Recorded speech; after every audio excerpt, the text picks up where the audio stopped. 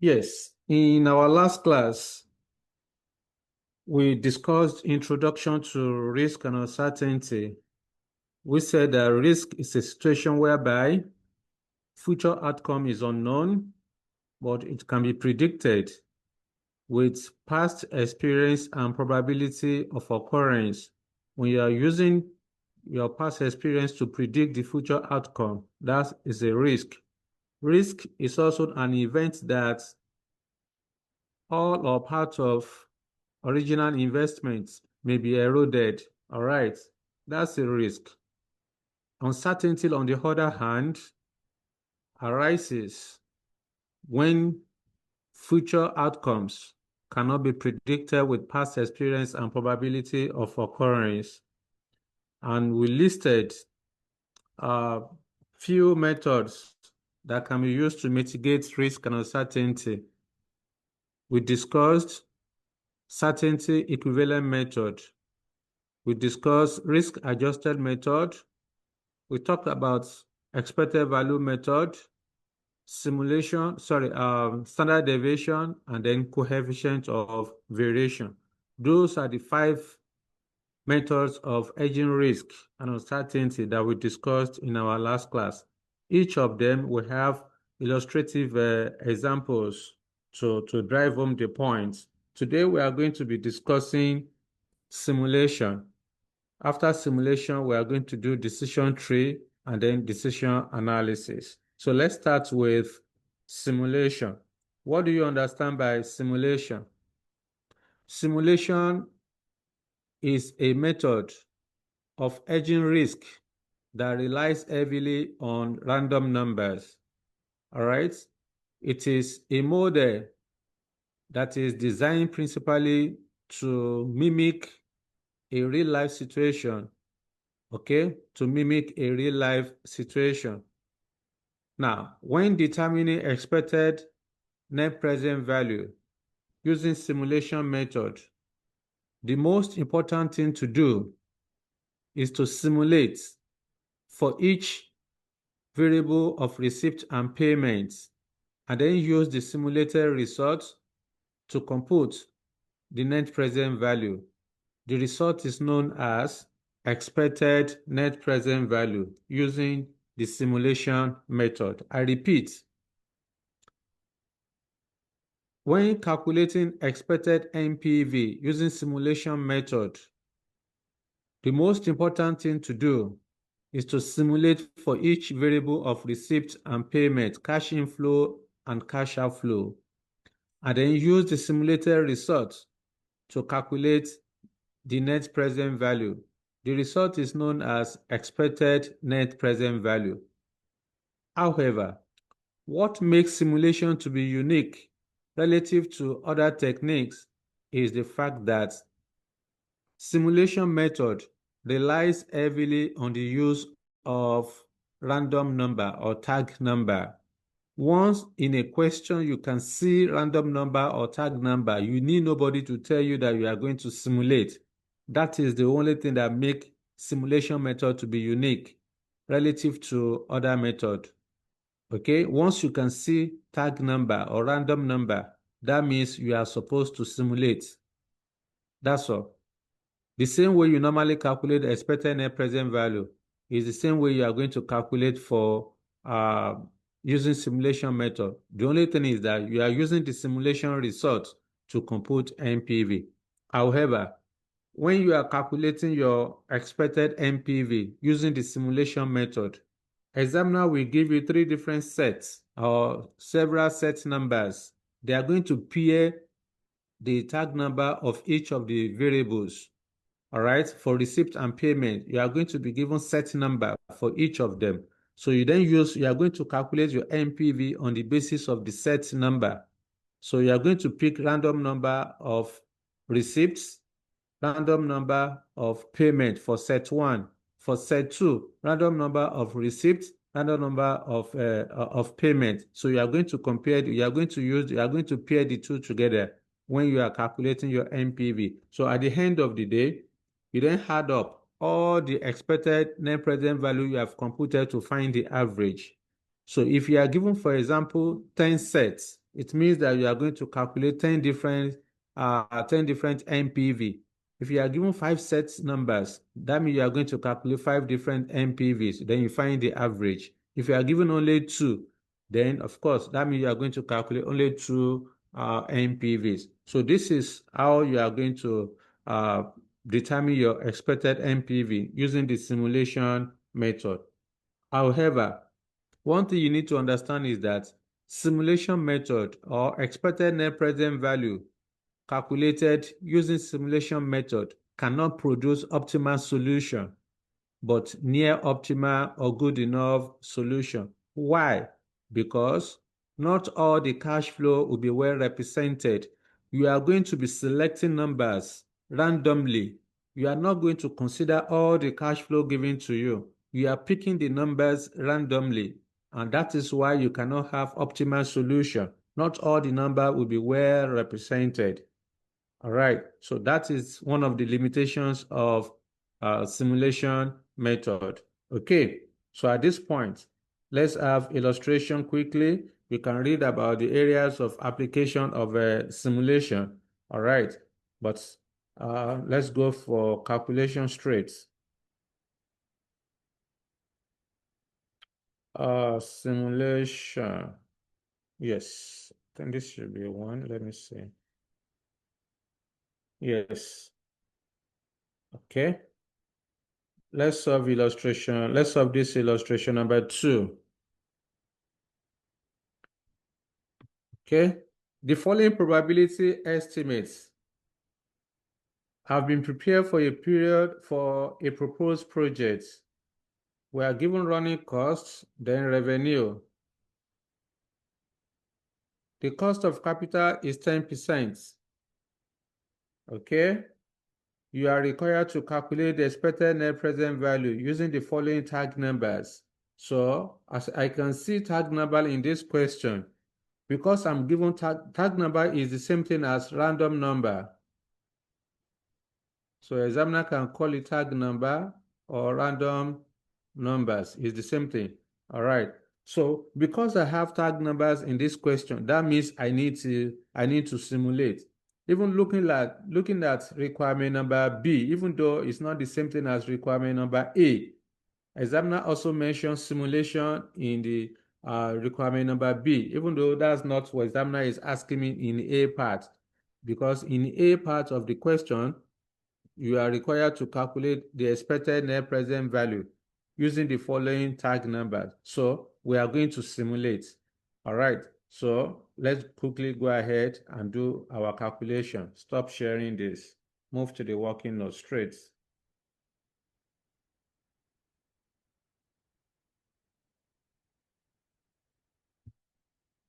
We are not given the name of the company, so this is solution. So illustration number 2, page, what page is that? Page 62.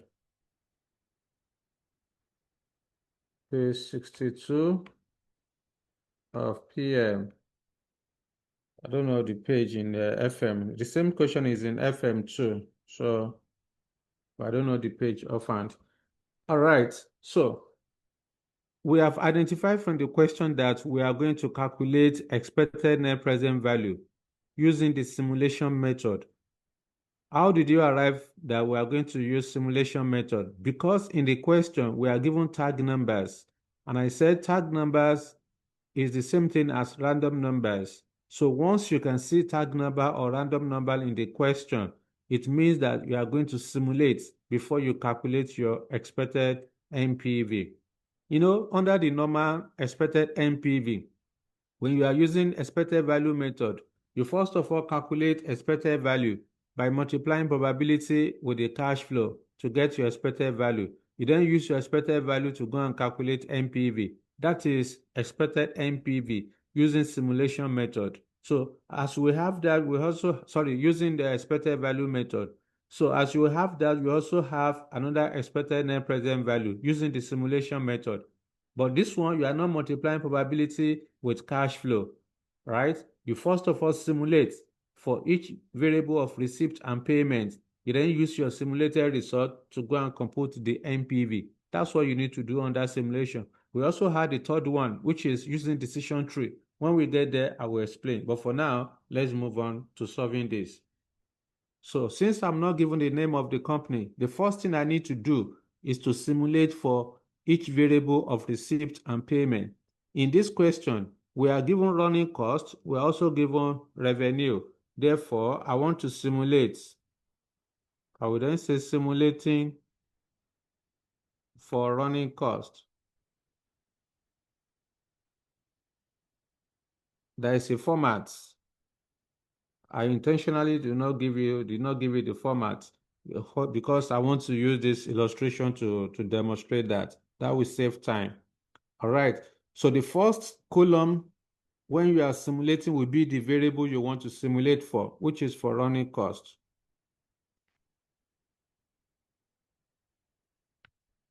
After the variable, the next column will be probability. The third column will be the cumulative probability in percentage. Then we are going to have random allocation.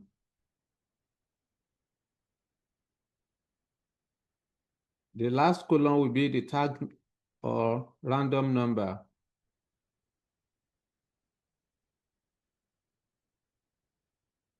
Every of the column is very important. So I will then go back to the question to pick the random numbers, to pick the running costs as given to us. So according to the question, we have 500, 600, and then 700. 500,000, 600,000, then 700,000. So these are the running costs given in the question. Then probability for each cash flow, 0.4, 0.2, 0.4, 0.40, 0.20, 0.40. Then I need to find the cumulative probability in percentage.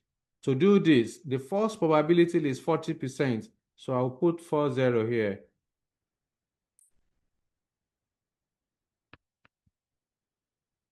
Forty plus 20 will give us 60. 60 plus 40 will give us 100. So that's that. The next one is random allocation. Random allocation is just like class interval. So we are starting from 0, 0. So you are going to use your cumulative probability to form your random allocation. Therefore, 40 minus 1 will give us 39. After 39 is 40. 1 minus 60 will give us 59. After 59 is 60, then to 99. Your random allocation will fall between 0 and 99. I will then go back to the question. What are the tag numbers given to me? According to the question, for running costs, we are given tag number 70, 52, 90 in the question. 70, 62, 52, 90. So the first one is 70. So I'm going to use the random allocation to indicate where my tag number will fall. The first tag number is 70. 70 is between 60 and 99. So I will then put 70 here. Next one. The next tag number is 52. 52 will fall here.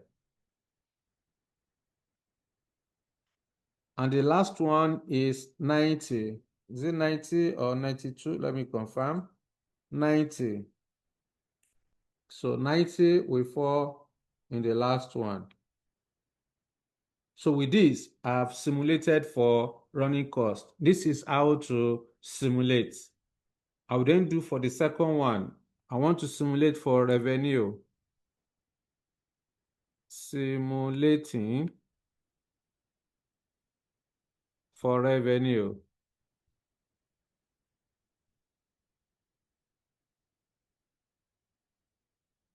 Okay, so the first column will be for the revenue, probability, right? Then cumulative probability in percentage. We have random allocation, then tag number.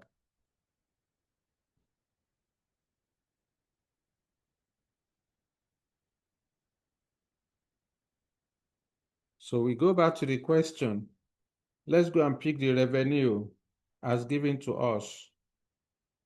We have revenue of 800. Okay, for the first one, 800,000.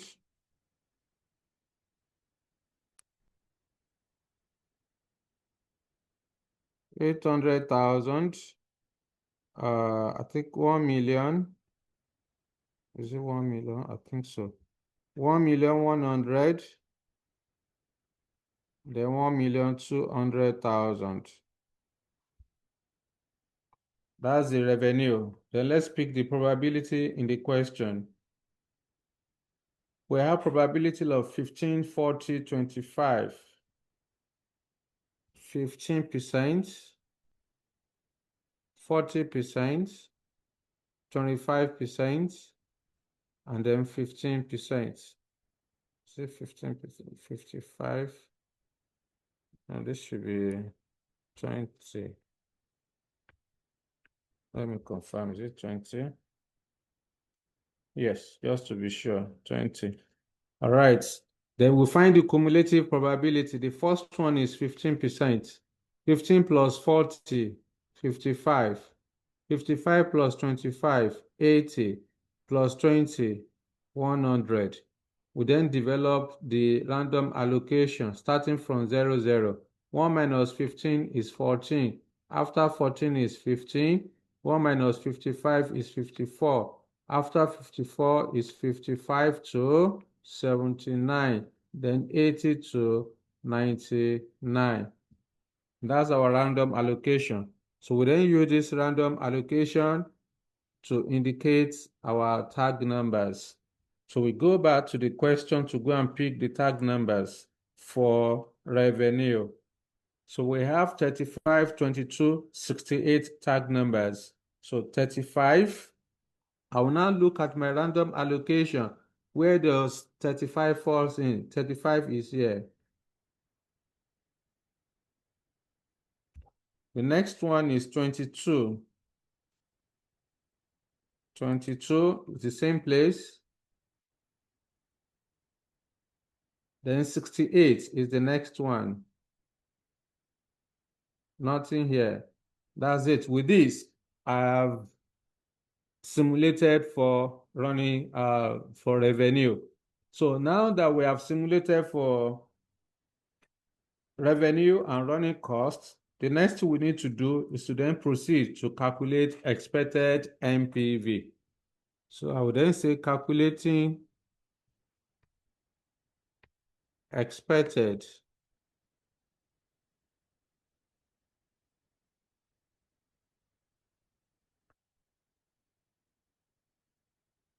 net present value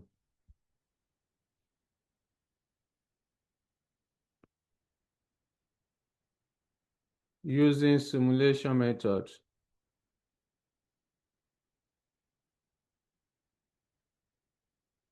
Okay. So like I said, you are going to be calculating your NPV set by set. So we are given 3 different sets. That means we are going to calculate 3 different NPV. Set 1. So create a column for year, description of items, cash flow, discount factor at 10%, Then we have the present value.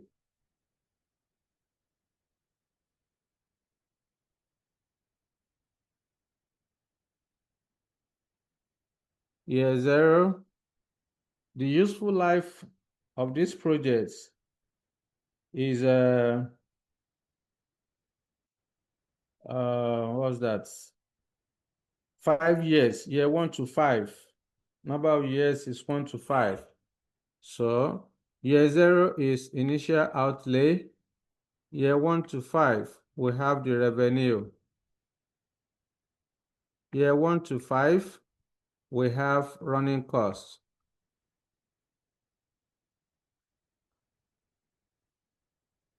So for set 1, I will then go to the tag number given to me for set 1. Tag number for revenue, set 1 is 35. Tag number is 35 for revenue. I will then look at my simulation for revenue. Where does 35 lies? Under the tag number, 35 is here. This is where you have 35. So you then trace it. You then trace it to the left where you have revenue. So the revenue we are going to use is 1 million. So I will then come here, 1 million. Do the same thing for running costs. Tag number for running costs for set 1 is 70. I will then go to my simulation for running cost. 70 is here. Therefore, you trace it to the left where you have the running cost, cash flow. That is 700,000. Here will then be 700,000 in brackets. According to the question, initial outlay is equal to 800,000.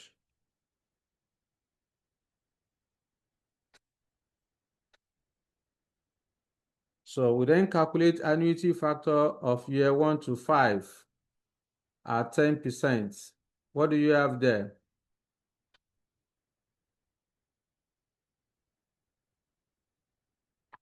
Are we together?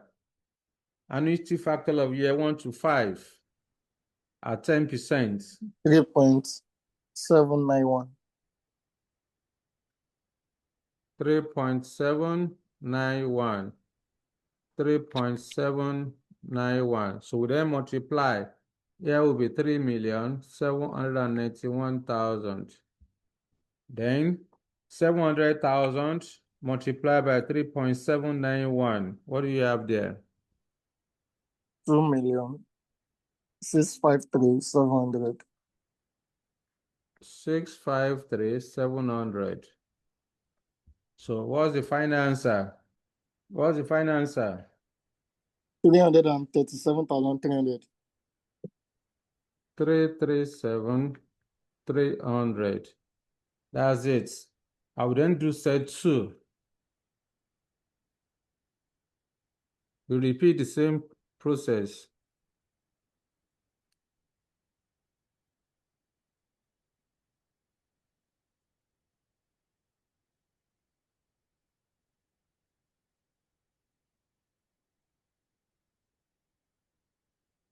Here, description of items, cash flow, discount factor at 10%, then present value, year 0, 1 to 5, 1 to 5, initial outlay of 800,000, revenue, then running costs. Okay.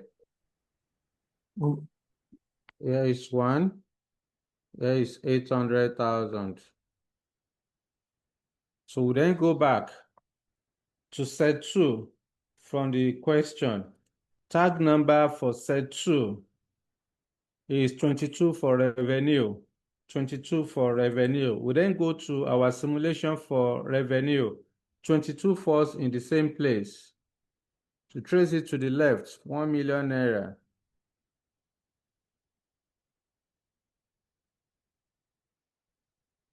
Then for running cost set 2 tag number is 52. Based on our simulation, 52 is here. Trace it to the left. The cash flow is 600,000 running cost. So here will be 600,000. Here is 3.791. 3,791,000. Then 600,000 multiplied by 3.791. What do you have? 2,274,600. 2,000,000. 274,600. 674,600.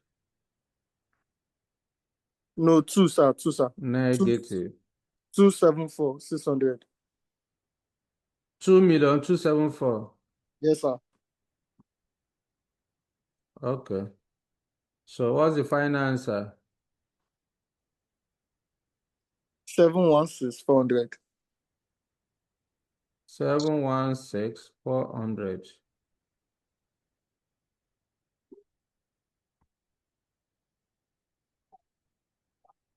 Then we do for set 2, set 3. You can see it's not difficult.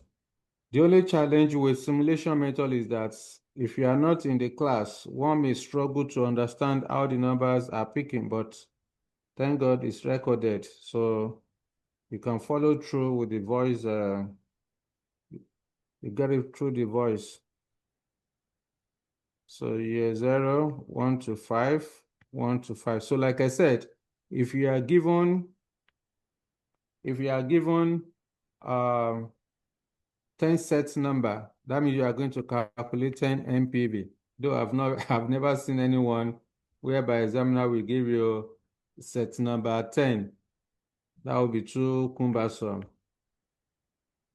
That would be a punishment for students. And ICAN is very kind. They can't give you such a question. Revenue, then running cost. Here is 800,000 negative 1, 800,000, 3.791, 791. Okay.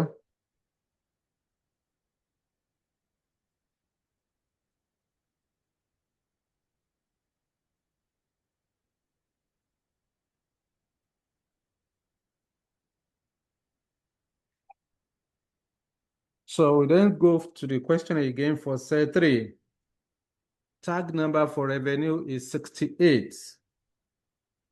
So we go back to our random number, our simulation. 68 is here. Trace it to the left, 1,100,000. Here is 1,100,000. Let me write it. Then for running cost, tag number is 90. So the last one, trace it to the left, that's 700,000.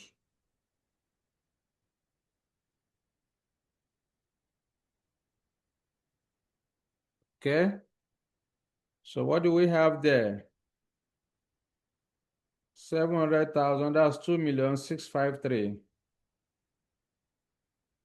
2,653,000, 700 naira.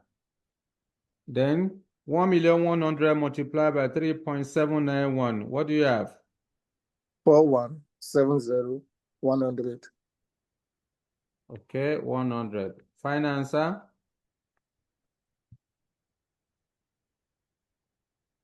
716,400.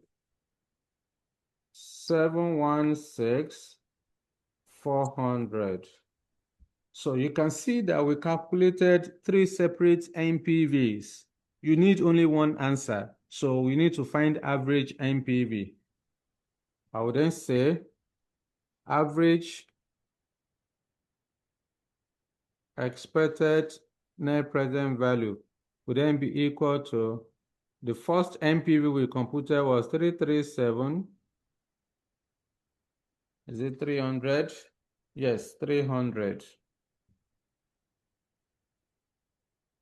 plus 716, 400 plus 716, 400. We added 3 numbers together, so we find average by dividing it by 3. Therefore, what do we have here?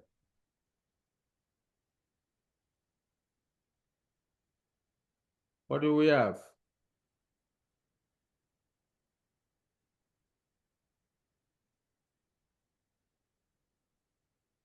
Yes, Lekon.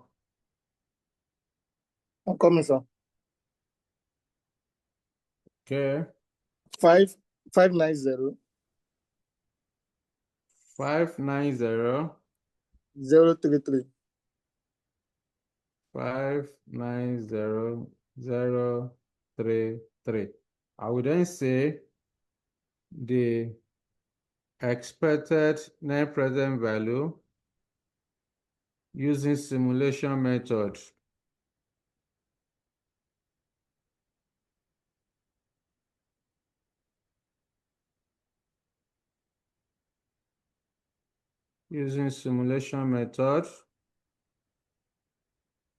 is 590,033 naira. That's it. It's no more than this. For those of you that have the golden book, you can go back there. You see another example there. You can practice it. It's the same procedure. It's the same thing. The same way I've calculated it, the same way you are going to do that one too. All right. So this it's been a while ICAN tested simulation. This is the last question ICAN tested on simulation, the one we just solved now. All right. And it's been a while that ICAN tested it. Okay, you don't know what is coming. So you have to be ready from every angles. Yes. Orise, talk to me. Sir, good evening, sir. Yeah, good evening. Sir, please, this question is on which page? I said it's on page 62. From Page 62 of your performance management. So if you go to your FM2, it's the same, you see the same question there, but I don't know the page. That's why I did not write it down. Okay? All right. So that's that about simulation. The next we want to discuss is decision tree. Decision tree. What do you mean by decision tree? Let me put it down. This represents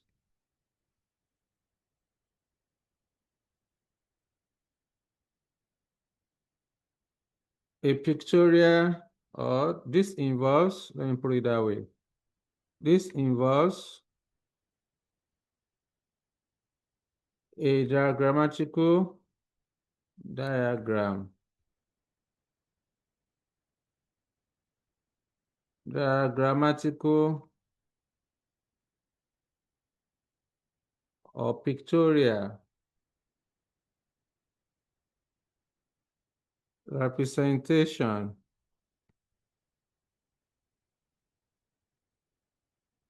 of various courses of action involving complex business or investing decision.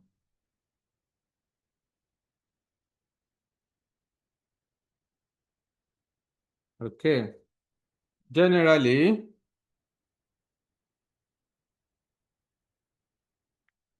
Businesses engage. Businesses engage in merger and acquisition transaction. In merger and acquisition, divestments, make or buy,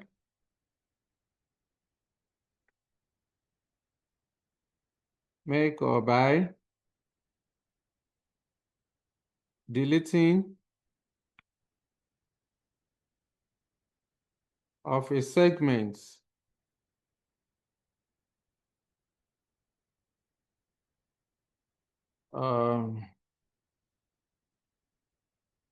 etc. This kind of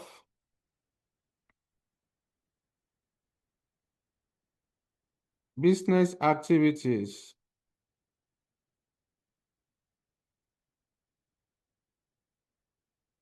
will require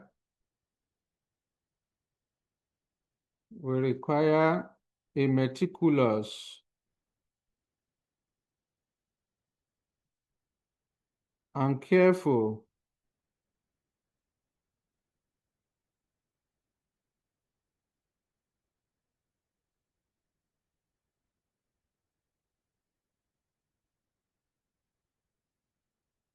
let me put it this way because of time. Let me write this one first. Will require a meticulous and careful consideration. Let me put it as analysis. Analysis to achieve the desired results.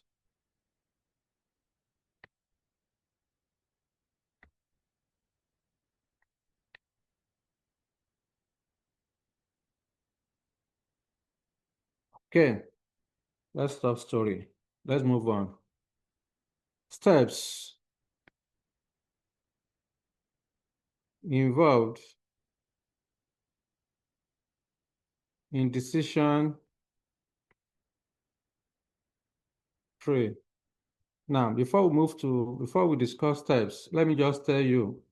Now, when it comes to decision tree, you know that, like I said the other time, to calculate expected net present value, when you are given a question and you are asked to calculate expected net present value, you have to be very careful before you jump to calculating it. You must be sure which method are you using to calculate the expected net present value. Are you using expected value method? Are you using simulation method? Or you want to use decision tree? So you can use any of the three methods to calculate your expected net present value. So the scenario of the question will tell you which of the method you are supposed to use. If in the question you are given probability and cash flow, of course, all the three methods that I mentioned, expected value method, simulation method, or decision tree, all the three of them, they use probability and cash flow. But the difference between the three is that for the expected value method, is always very straightforward. Once you see probability and cash flow together, all you need to do is to just go ahead and calculate the expected NPV using the expected value method. But what makes simulation to be different from others is random number or tag number. Once you are given random numbers, you know specifically you are using simulation method to determine your expected value. Other than those two that I've mentioned, you are going to use the decision tree.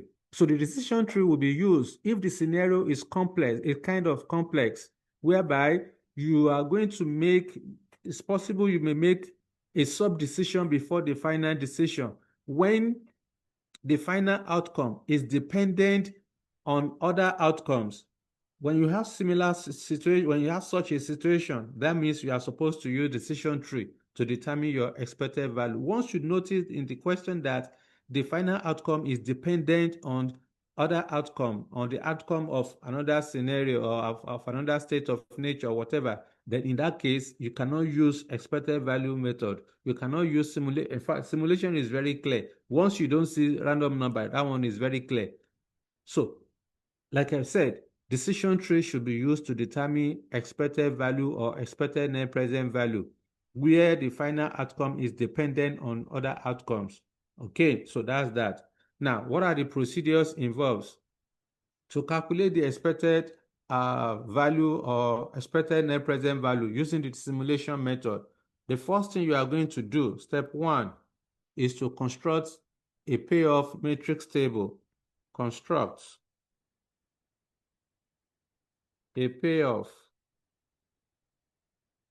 matrix table. This payoff matrix table will have horizontal and vertical axes. All right. So the decision variable is represented horizontally, while the state of nature will be represented vertically. We'll talk more of this when we get to decision analysis. Then step 2, you construct a tree diagram. Draw a tree diagram using the decision node, using decision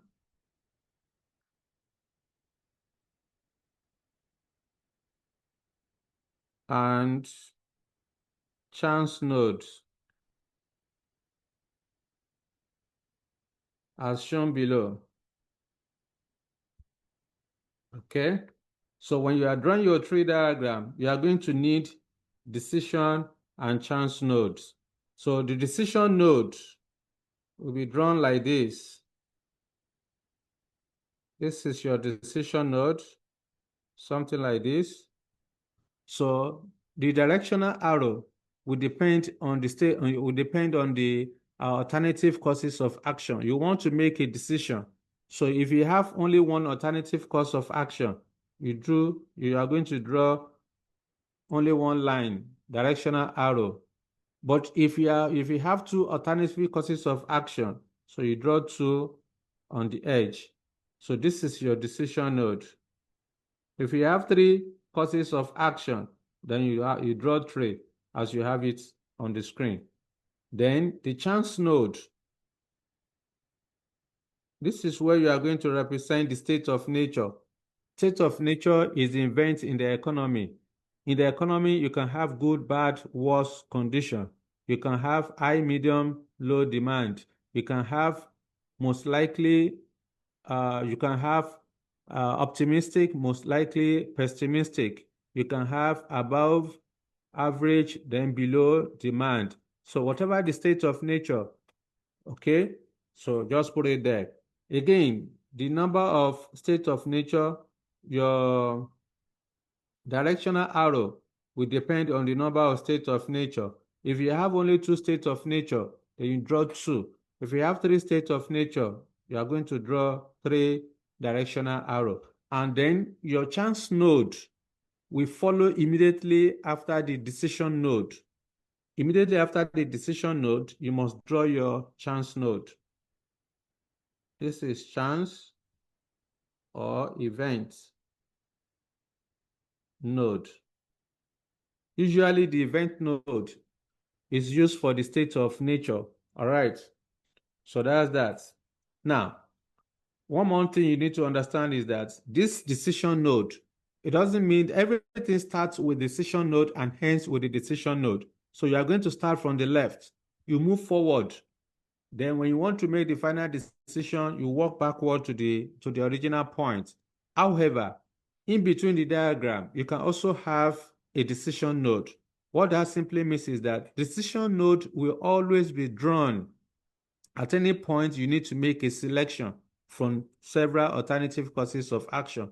Anywhere you want to, anywhere in your diagram that you need to make a choice between different alternatives, you have to draw your decision node. All right, so these are the nodes that you need to draw your tree diagram. Then step 3. Label each node or assign payoff value,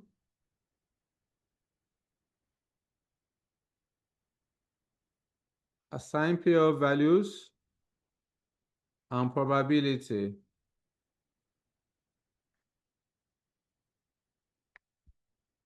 to each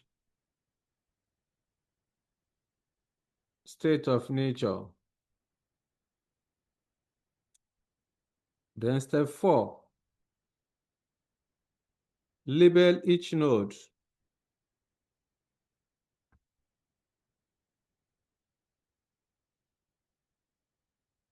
Label each node alphabetically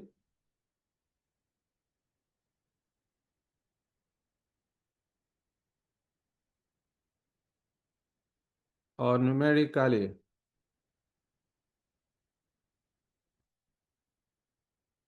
Step 5, calculate expected value or expected net present value. Then step 6, you advise on the alternative to choose. All right, so that's that. These are the key procedures you need to carry out anytime you want to construct. Anytime you want to make a decision or you want to calculate expected net present value or expected value. So at this point, let's have an illustration. Let's have illustration. I'll stop sharing this, then move to the work learning material.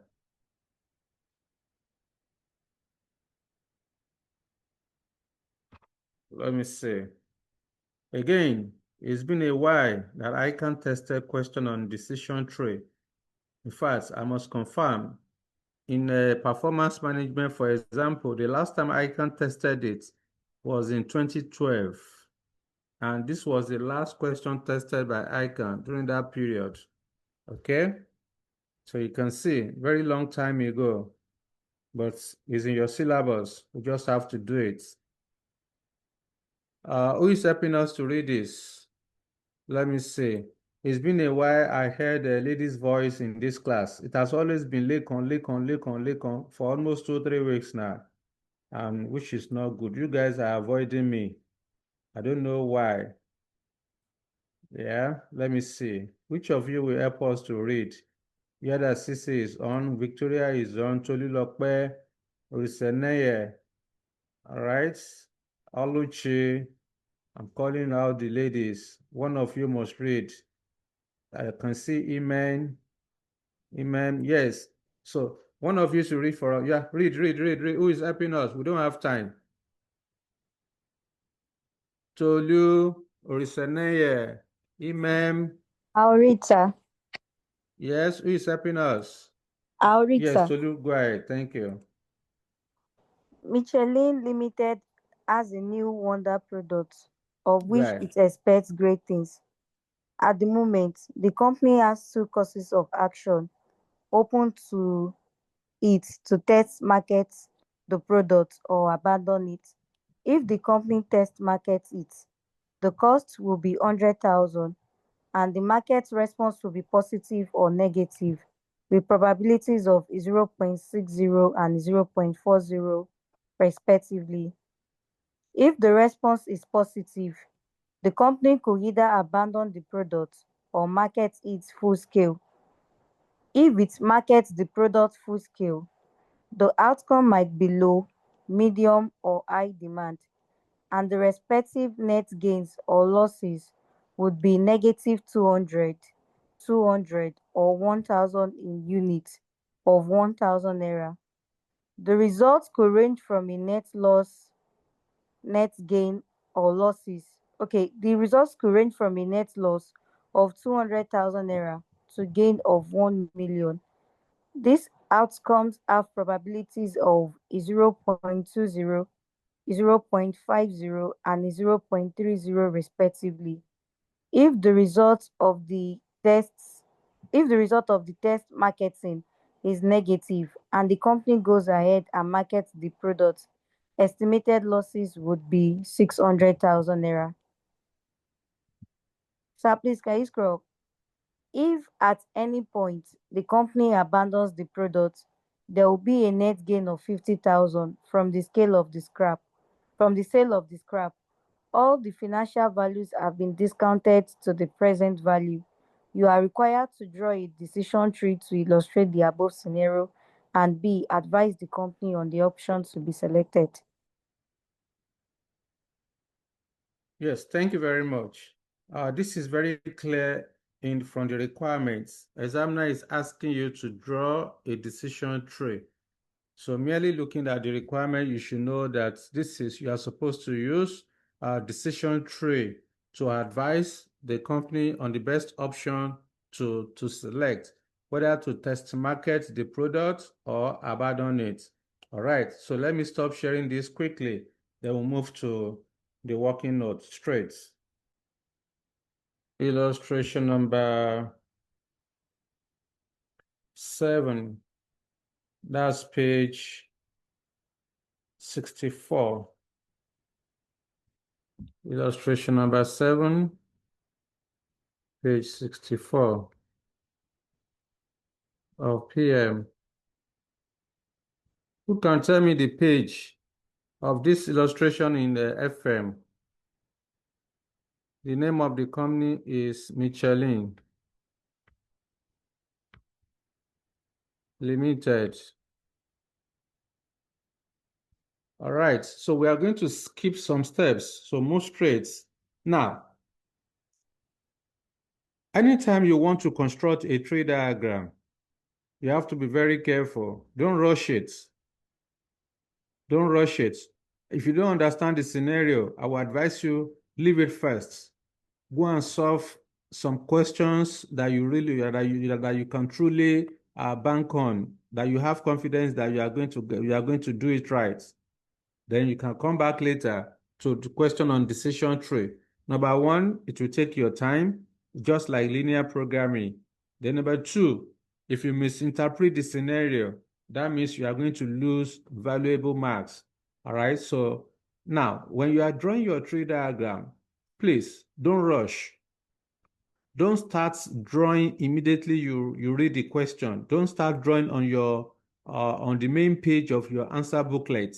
First of all, go and draw a rough sketch at the back of your answer booklet. Don't draw it on your question paper, because if you draw on your question paper, invigilator or examiner may think that you want to cheat. Maybe you want to give it to somebody to copy. Don't do that. So don't do anything, don't write anything on your question paper. Whatever you want to write, you are allowed to write it on your question paper, on your answer booklet. Once you are done, then you cancel it. So go and draw a rough sketch of your tree diagram at the back of your answer booklet. When you are satisfied with your drawing, you can then move to the main page of your answer booklet. All right, so once you populate to the main page, you then go back to the back, cancel the initial one the rough sketch that you have done, you cancel it.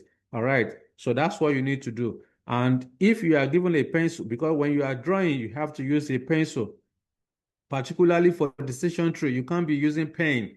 Certainly, even as you are copying, you are going to be making mistake. So if you are using pen, how will you be able to clean it? So except if examiner does not allow you to use pencil, fine, you have to draw it in any case. So move on from here. The first thing you are going to do is to draw a tree diagram. All right, so when you are drawing your tree diagram, if possible, you can make it a landscape. All right, or just continue with the normal page as it is. So don't start when you are drawing, you can start from the middle of your answer booklet. middle page of the answer booklet because you don't know the extent of your drawing, whether it will go up or go down, you don't know. It's not going to be it's not going to be a straight line kind of a tree. So it can go up or come down. So that's why you have to start from the middle. Okay, so I will then come here, starting from the left. Let me redo this. You see what I'm talking about. It's not always going to be, there will always be mistake that you want to correct. Now, the next thing that we follow, this is our decision node. Don't write decision node. Just draw it like that. I will then go back to the question. I want to go and check what are the alternative courses of action available.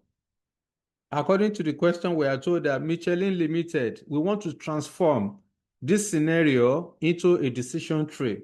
So we are told that Michelin Limited has a new wonder product of which it expects great things. At the moment, the company has two courses of action. There are two alternatives now. Out of these two alternatives, the company will select one. There are two courses of action open to it. Number one is to test market the product. The second one is to abandon it. So let's go and represent that. So we have two courses of action. The first one is to test market.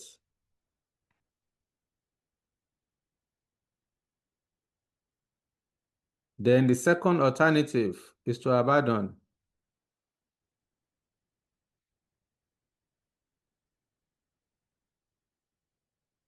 Okay? So let's move on. Let's go back to the scenario. If the company test market the products, the cost will be 100,000 naira, and the market response would be positive or negative with probability of 0.6 and 0.4. Okay? So if the company test market the product, the cost will be 100,000. So I will come here, 100,000 naira is a cost, so put it in brackets. So like I told you, immediately after the decision node, you have to draw your chance node. So I will then come here, a chance node. All right. Now, we are told that if the company test market the products, the probability could be positive or negative. All right, so the market response could be positive or negative. So market response under test market could be positive. Let me redraw that. Positive or negative. So I will come here. This one is positive. Then this one will be negative. Okay. So if it is positive, we are given a probability of 0.6. Then positive 40% for negative. Okay. So with that, I've represented that scenario. All right. I've represented the scenario. Move to the second paragraph. If the response is positive, the company could either abandon the product or market it full scale. You can see here now we have a decision node to make. We are told that if the response is positive, the company could either abandon the product or market full scale. So I have a choice. Is either the company abandon the product or market full scale. So I need to represent that too. That's a decision node. So under positive, I have a decision to make. So I will then come here under positive. There's a decision node here. And the decision is to either abandon or market full scale. So abandon is down. So I will come here. Here is abandon. Then market full scale will be up. You see, the reason why I was telling you the other time that you have to start from the middle, because you wouldn't know the extent of your diagram. All right. So here is market full scale.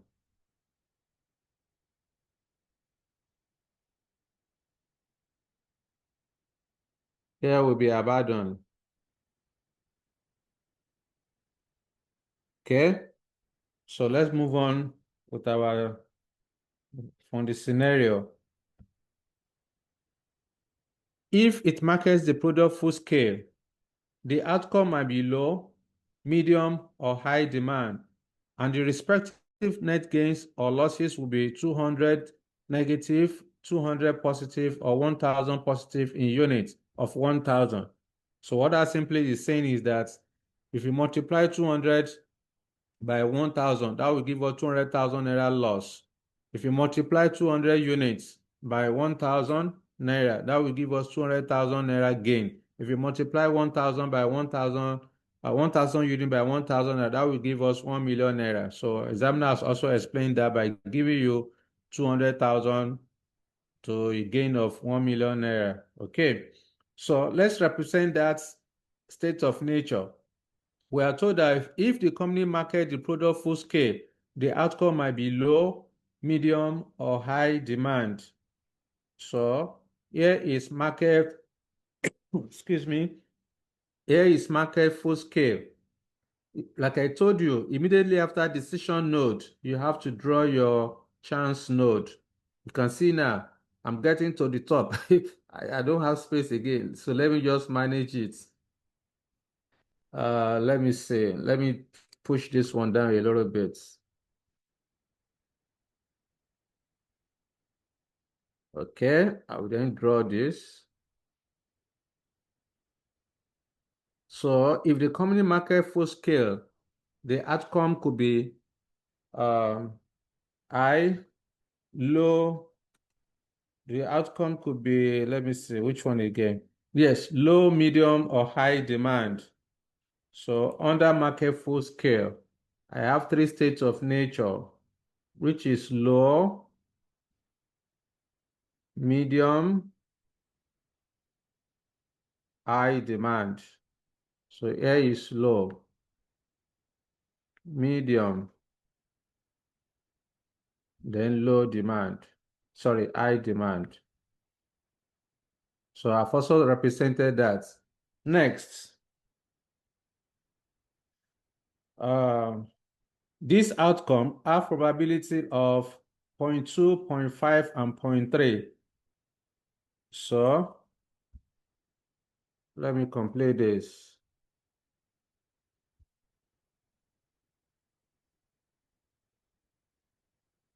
Let me redraw that.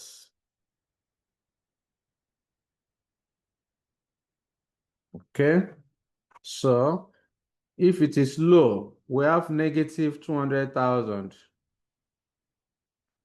Negative 200,000. If it is medium, let me redraw this medium. Let me put it here.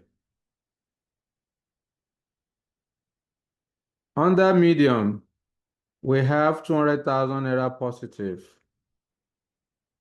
Then under low, under high demand, we have 1 million naira.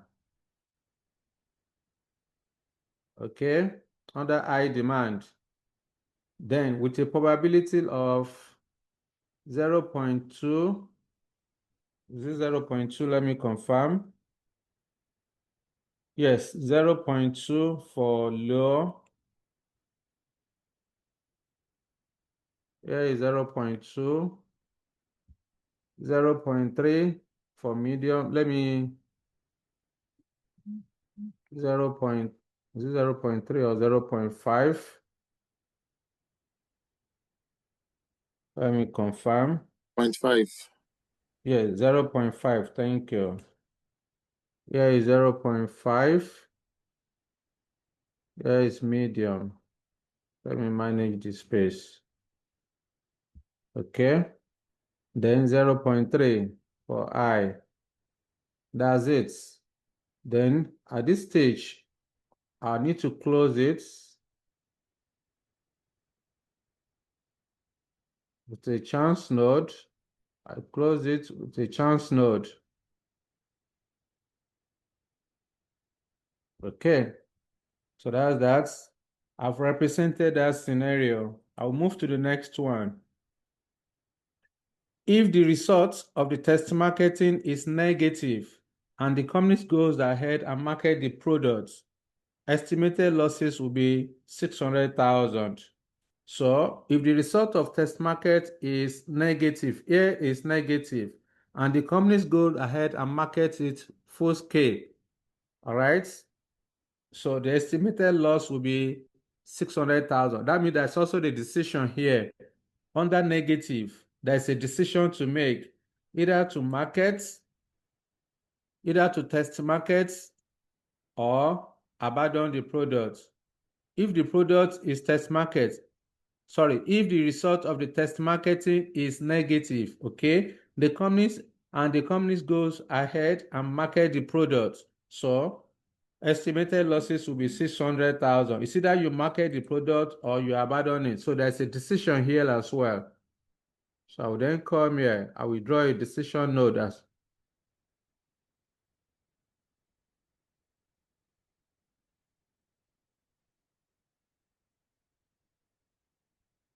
okay. So either to test markets or abandon. So here is to market the products. Market the products with, let me redraw that. Let me push this one down a little bit more. You see the way I'm struggling? You are going to, you will cancel, you will redraw, you cancel, you withdraw. That's decision tree for you. You can never have a perfect drawing at the first instance. Never. No matter how good you are going to make mistake that you need to redraw.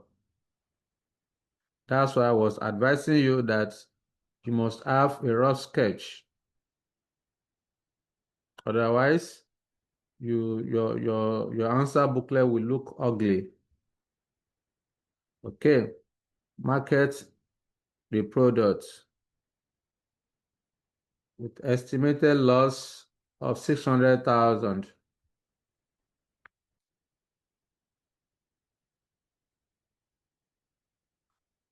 Okay, if you market the product, we have estimated loss of 600,000.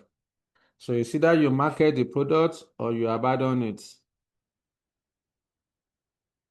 So come here. Verse abandon.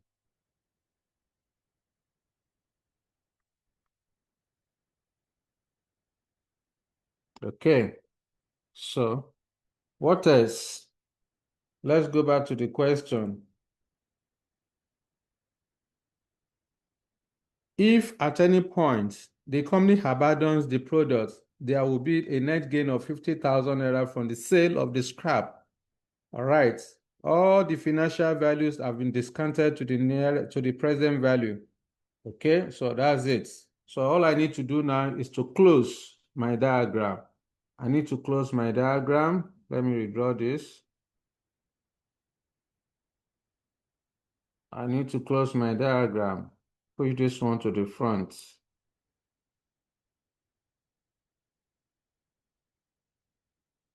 So then draw this to close.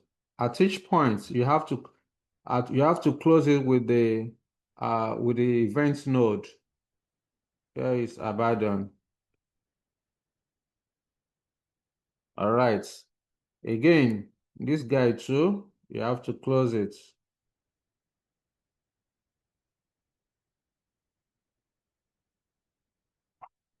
Then the last one,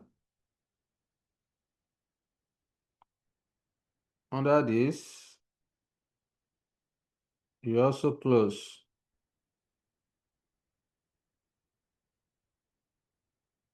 Then the last one here, where we started from. If you like, you can push it to the front to align.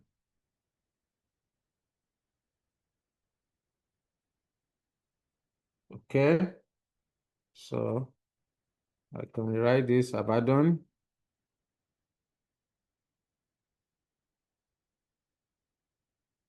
Okay, so examiner now told us that at any point the company abandons the product, there will be a net gain of 50,000 naira. So there is an abandon here. So you put 50,000 naira. Let me write this 0.30.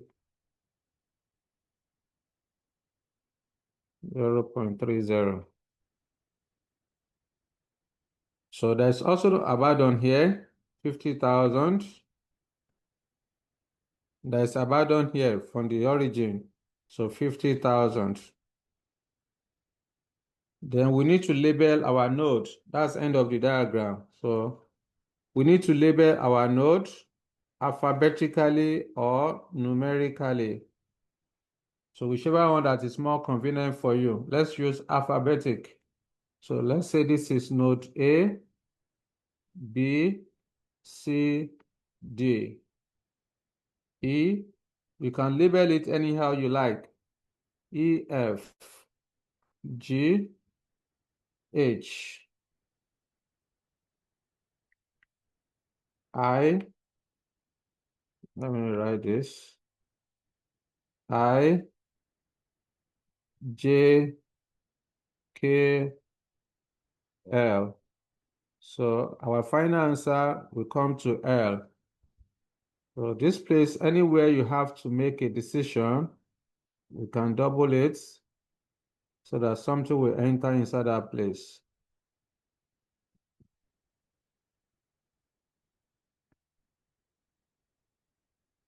J, all right, so that's it. So at this point, we need to determine value for A. So I would then say calculation of expected value.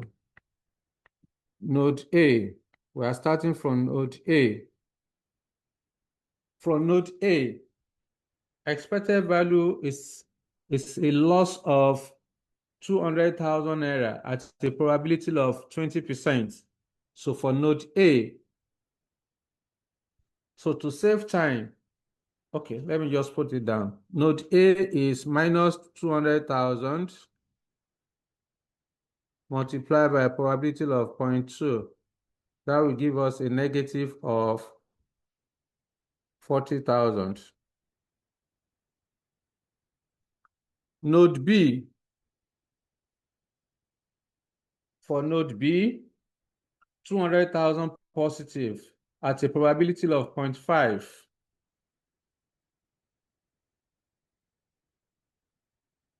0.50, that's 100,000.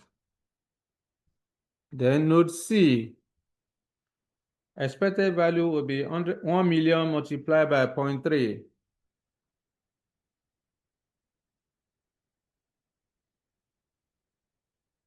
That's 300,000.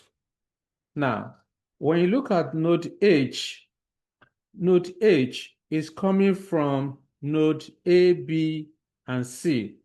Therefore, we are going to add up the expected value of node A, B, and C to make up node H. So I will then come here, node H, combine the expected values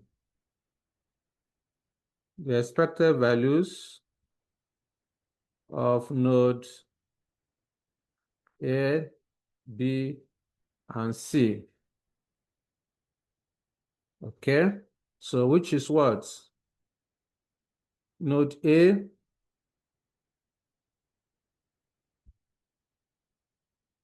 we already know it to be 360,000. Let's just add this one together. 400, that's 360,000. Combine the expected value of node A, B, and C. This is therefore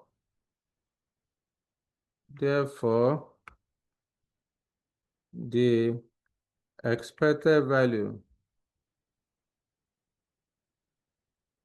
of node H is 360,000 as shown above.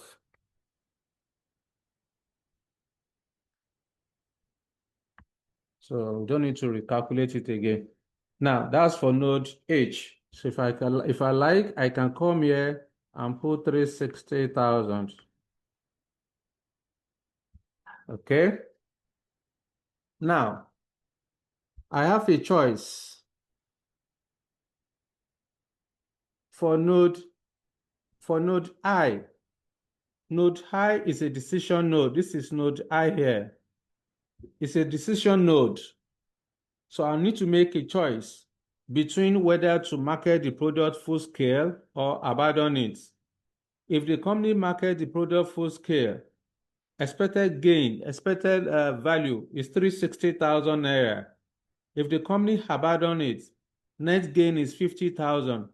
Which one is higher? 360,000 is higher. Therefore, the company should market the product full scale.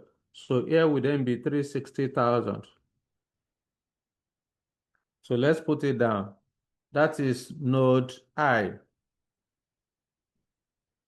Let me move to the next page. Node I. Anywhere you want to make a choice, that's your decision node. So I would then say node I. The choice is between whether to market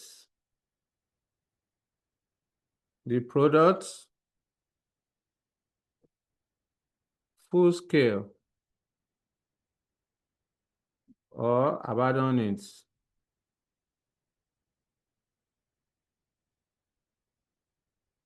If the product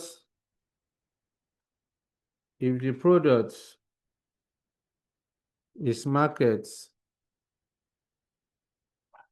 full scale, the expected value will be 360,000 naira.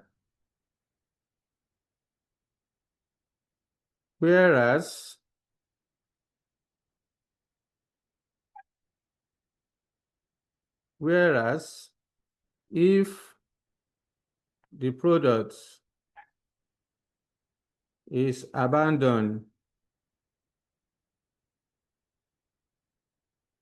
the net gain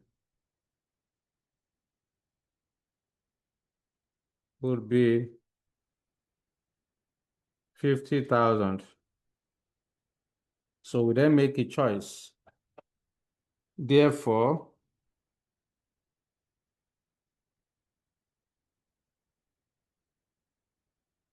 the product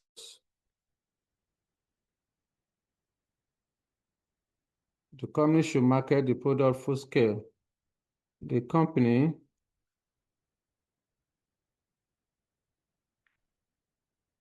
should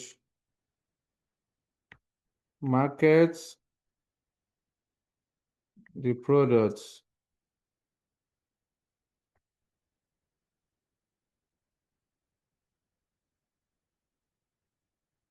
full scale. So that's our selection. That's why we selected that 360,000 under the decision node under here. Okay. So the next one is node J. We are moving to node J. We don't have anything for node E and F, so we're just making a choice.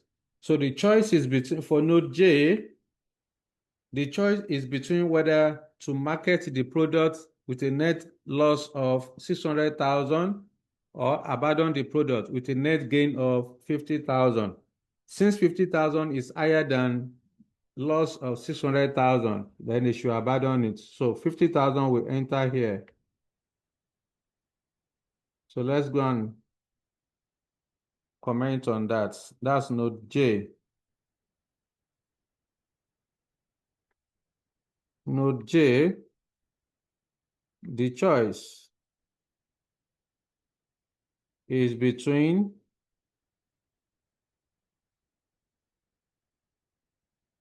whether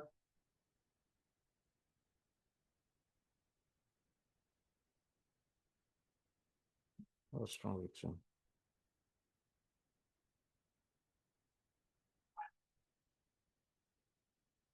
The choice is between whether to market the products or abandon it.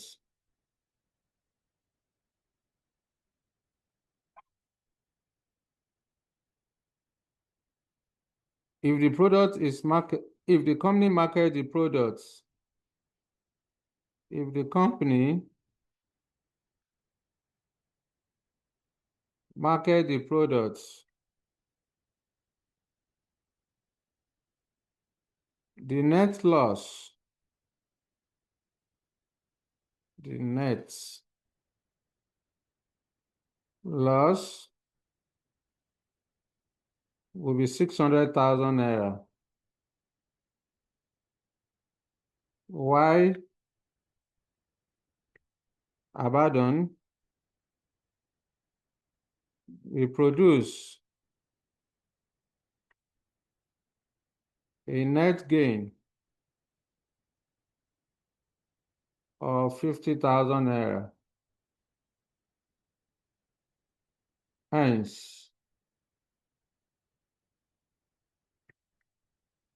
the products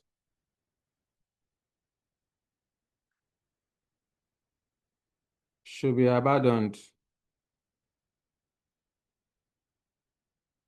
Okay, so that's our decision. That's why we put 50,000 inside the box J. Now, for node K, we are not making any decision here. That's a chance node. So for node K is coming from node I and J. Node K is coming from node I and J. Therefore, we determine the expected value. This is node K. We determine the expected value. So we multiply 360 by 60% under positive, 50,000 by 40% under negative. So the total will enter inside K. We are not making choice in node K. So I would then say node K.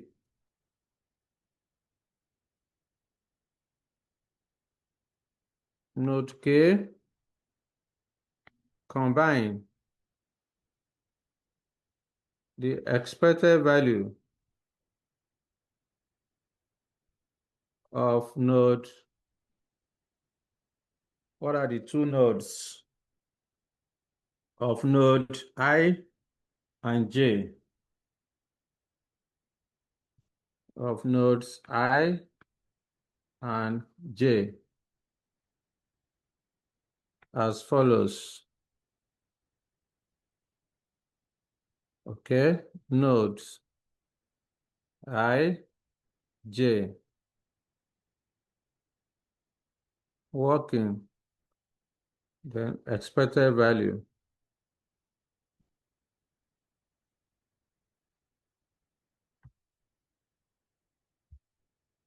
Okay.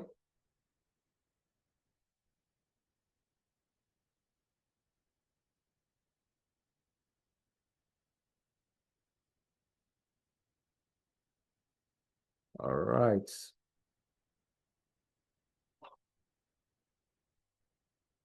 not easy to be a chartered accountant.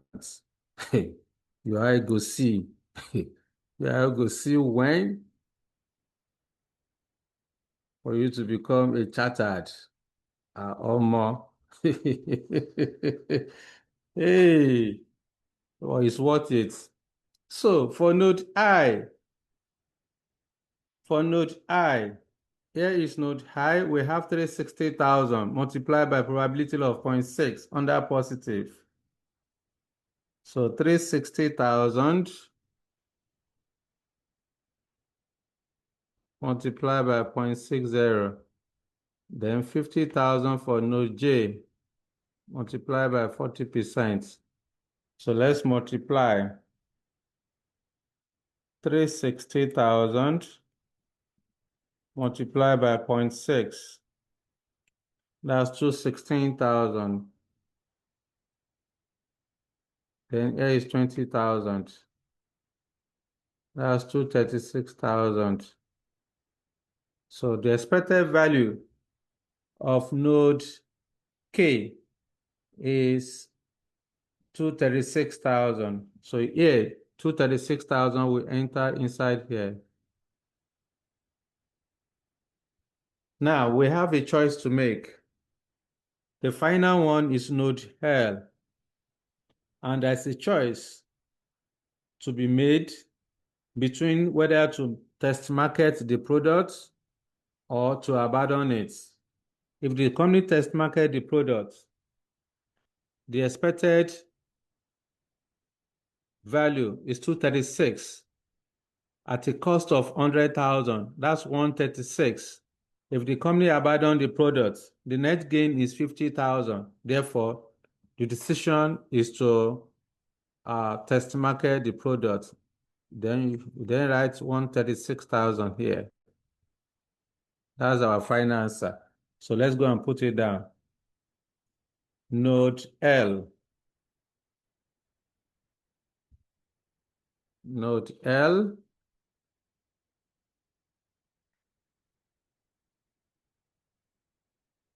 The choice. Let me write it. The choice is between whether to test market the products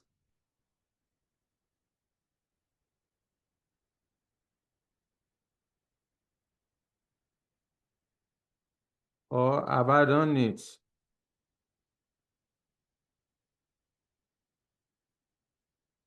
If the company test market the products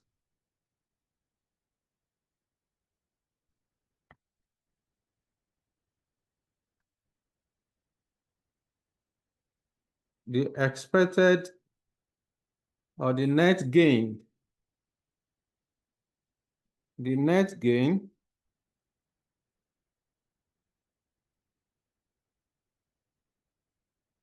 would be 136,000 naira. That is 236,000 minus a cost of 100,000 naira. Why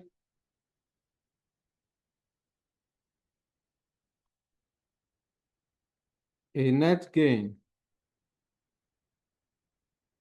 of 50,000 naira will be earned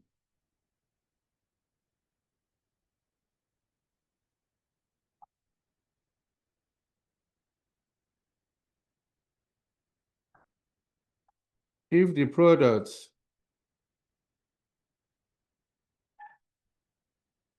is abandoned. So our advice now, that's our final advice.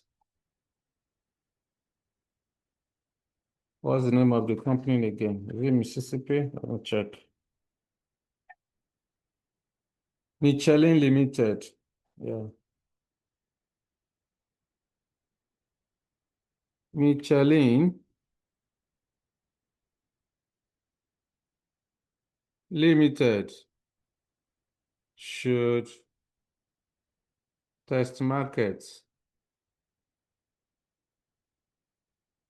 the products considering the higher net gain of 136,000 naira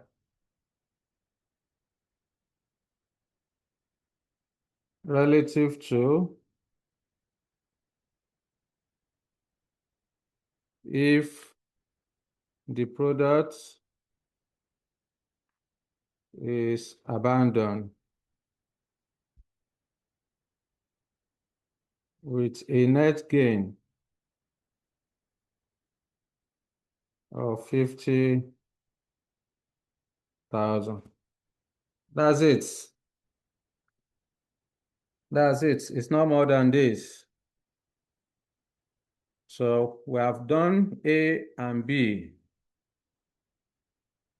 This advice is our number B.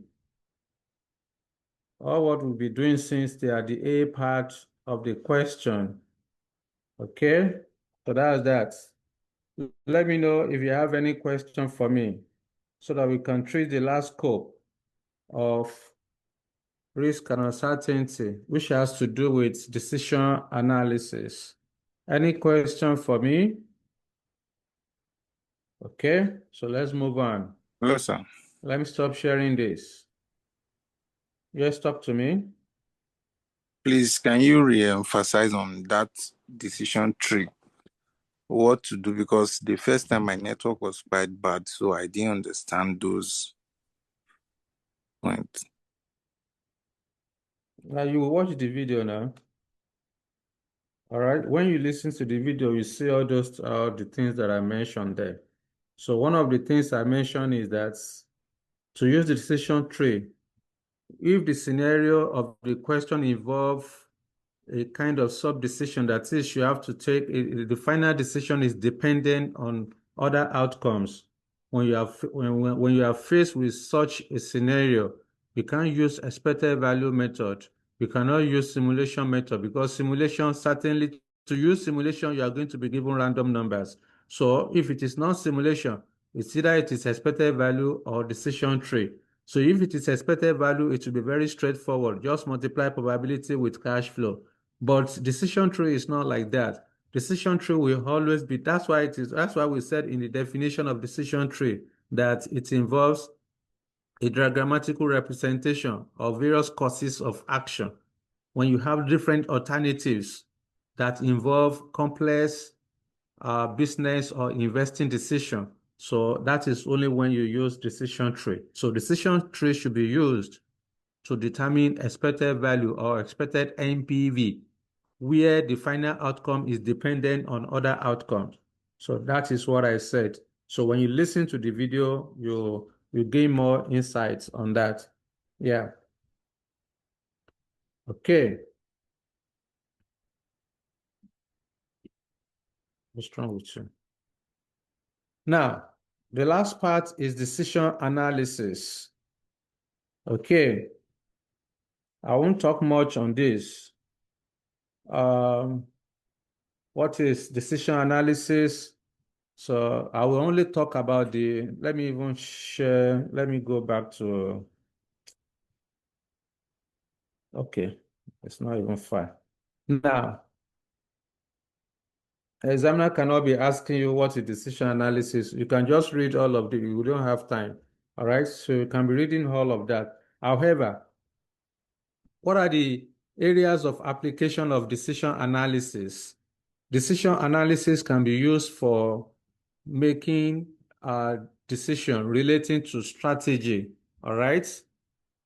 Capital budgeting or capital investments or risk management. These are the areas whereby you can apply decision analysis to making investing or business decision, all right? So what are the main limitations? What is the main limitation of decision analysis? You will remember, for some of you that are familiar, I mean, that do go for shopping. You know, oftentimes when you need something, right? When you need something, of course, what do? You go to the market and buy. Let's say, for example, as a lady, you want to buy a dress. Then you went to a boutique, and then the attendants It's then showing you several beautiful dresses, you know. So because you have so many beautiful dresses, there's tendency for you to to select the wrong one, or to make a choice, or to select anyone that is not really, when you now get to, I shouldn't have taken this. Oh, there's another one I saw online. Oh, I saw this one there too, but so what we are saying here is that when you have information overload, when you have so many alternatives that are good, you may end up making the one that is not really optimal, that is suboptimal. All right. So you may end up making a suboptimal decision. Okay. So that is the main limitation of decision analysis. This is what we call analysis paralysis, that is information overload. So for example, it is believed that due to several courses of action available, you have several alternatives. You have alternative A, B, and C, and you want to select only one of the three alternatives. So the use of decision analysis can lead to analysis paralysis, that is information overload, because of too much of available information, and as a result, the inability of the decision maker to make timely or no decision or suboptimal decision. That is the main limitation of decision analysis. Now, when you want to analyze several courses of action under decision analysis, there are different criteria that you can use. All right. To analyze under decision analysis, to analyze several alternatives courses of action, there are several criteria or methods that can be used. Number one is Maximus criteria. Okay, we can use Maximus criterion. You can use Maximi criterion. You can use Minimax. You can use Laplace Bayes. Okay, you can call it Laplace Bayes. All right. So depending on the scenario available to you. So what are you supposed to do under each of them? Now, before we begin to, okay, let's just mention them. The first one is Maximus criterion. Under the Maximus criterion, what I simply is a method that's consider the best of the best possible outcomes from among different alternatives. All right. So what maximum simply means is that when you say max, it means that you are supposed to select the maximum payoff value in each row. You then select the maximum of the maximum from your initial selection. So that is Maximus criterion. So the Maximus criterion is mostly preferred by an optimistic or risk-aggressive decision maker who desire to maximize the best return under the best state of nature. Okay, under the best state of nature. So when you have Maximus criterion, the most important thing you need to do, like I said, is to select the maximum value in each row. Then to make the final decision, you then select the maximum of the maximum value. That's all you need to do under the Maximus. The next one is Maximi. The Maximi criterion is used under the pessimistic condition, whereby an individual investor or manager or decision maker expects the worst to occur, and the outcome cannot be predicted with the degree of certainty. So under this situation, the most important thing to do is to select, because you are saying Maximi. This means that you are first thing first, you are going to select the minimum value, the minimum payoff value in each row.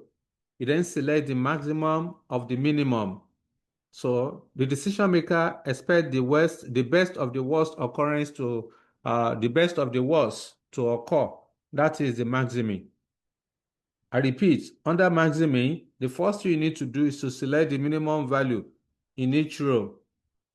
To make the final decision, you then select the maximum of the minimum. That is, the decision maker expects the best of the worst occurrence. So the maximum criterion is mostly preferred by a pessimistic individual. All right, it's mostly preferred by a pessimistic individual and risk-averse investor who seeks to achieve the best result out of the worst occurrence. So you are selecting the best of the worst occurrence. So that is what you need to do under the maximum criterion. The third one is minimax. Minimax criterion. This is also known as savage regrets. Savage regrets. Under the savage regrets, the decision maker expects the minimum of the maximum regrets.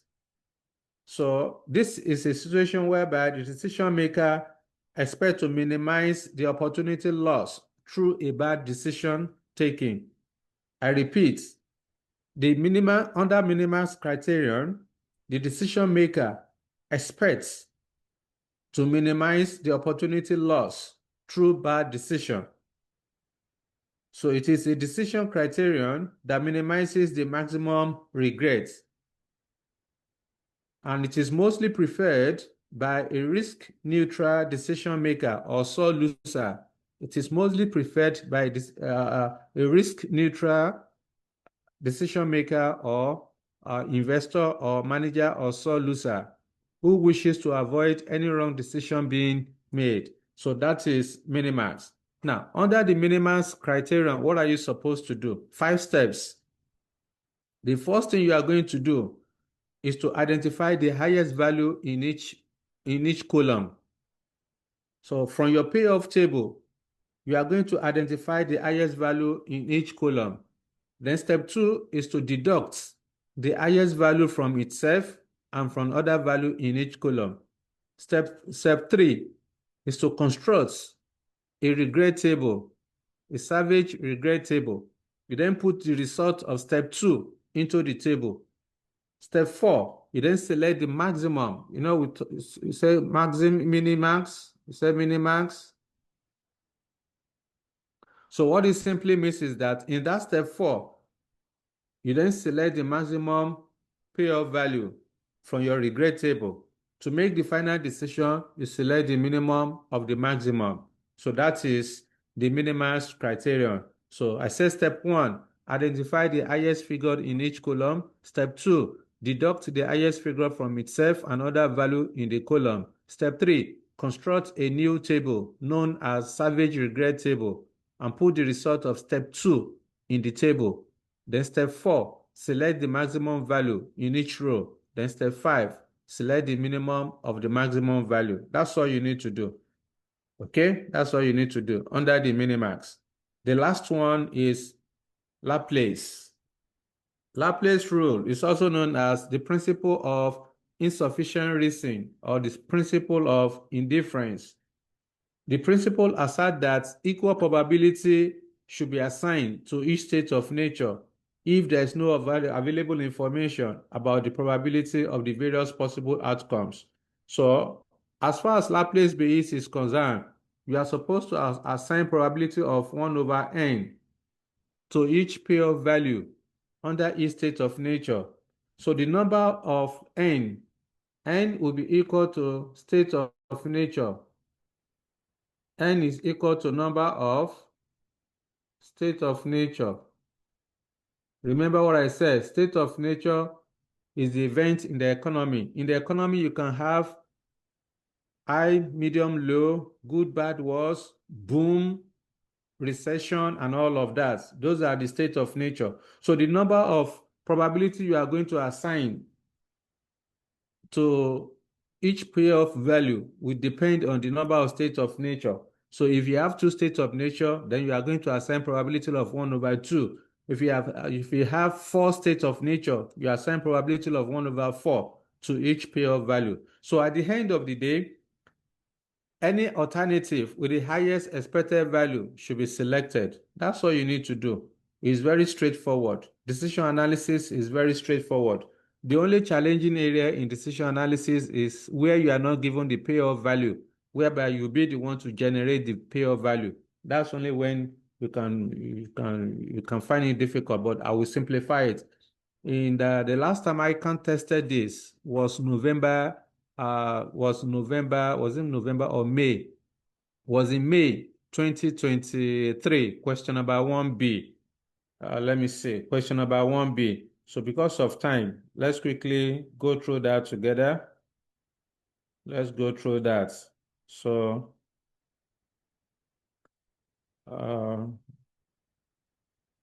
if we can quickly solve this, then we can solve two different questions. The one where you are given payoff value and the one where you are not given payoff value. The one where you are not given payoff value is more technical. So let's start from there. Let me see.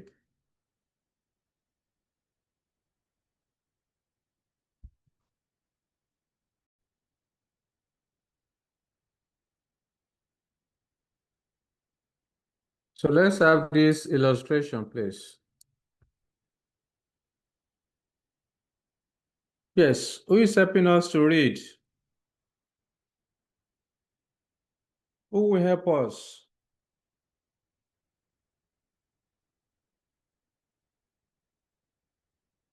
Who will help us to read? Orisa, you want to try? Okay, go ahead, Lekon. Illustration number 9. Let's start from there. Okay, sir. Now, this one is more technical.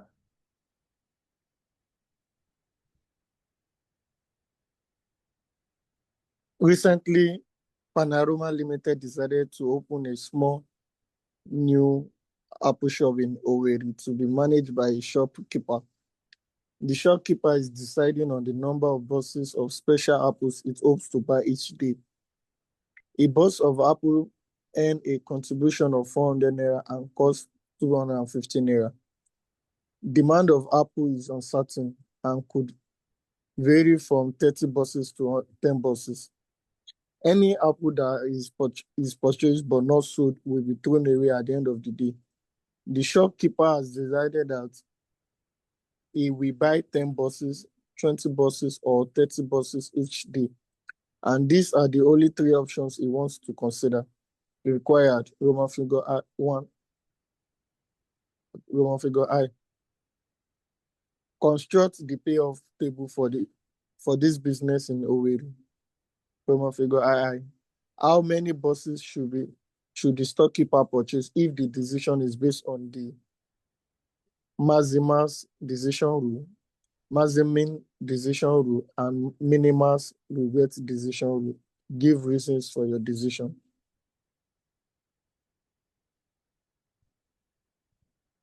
All right. Thank you very much. Now, that is the question. Examiner is asking you to construct a payoff table. I did not mention the other time. Now, anything you want to do under decision analysis, you have to construct a payoff table. It is the payoff table you are going to use to analyze or to evaluate each alternative courses of action. So the payoff table is a table that has horizontal and also vertical axis. The horizontal axis of the payoff table is represented, the decision variable is represented on the horizontal axis, while the state of nature, the event in the economy, is represented vertically. So at all time that you want to evaluate alternative courses of action under decision analysis, you have to construct your payoff matrix table. Okay, so, and that's what the examiner is telling you to do here. Now, what made this question to be challenging is the fact that the payoff value which you are supposed to put in the payoff table is not provided. You are the one that will derive it based on this scenario. So let's quickly, because of time, let's quickly solve it. I will show you, I will simplify this for you. This question was lifted from ICAN study pack during that particular diet. word for word. You know, and this is the kind of question that students don't pay attention to. Very strange, because I can hardly set questions from their study pack. Maybe because they're already aware of that fact. That's why they just went there, picked that particular question, 15 marks, bonus, you can see. Okay, so the name of this company, are we given the name? Let me check. Panorama Limited. So I will then come here, solution to illustration 9. So that's page 65. Page 65 of PM. The question is also in FM study material. Panorama Limited. So requirement number 1, you have to construct a payoff table. Okay? Payoff matrix table. So let's draw our table. So like I said, the decision variable will be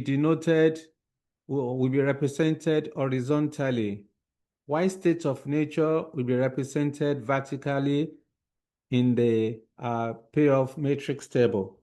So here will be decision variable. This is where you have the alternative. What are the alternatives? The alternative, as far as the question is concerned, the storekeeper wants to decide, okay? The storekeeper wants to decide whether to buy, all right? The storekeeper has decided that he will buy 10 boxes, 20 boxes, or 30 boxes each day. And these are the only 3 options he wants to consider. So there are 3 courses of action, whether to buy 10 boxes, 20 boxes, or 30 boxes. So decision variable is to buy, the decision alternative is to buy boxes of apple. So under the alternative, the intention or the decision is to buy. This is when you buy, that means you are going to incur cost. So you want to know whether you should buy 10 boxes, 20 boxes, or 30 boxes. Okay.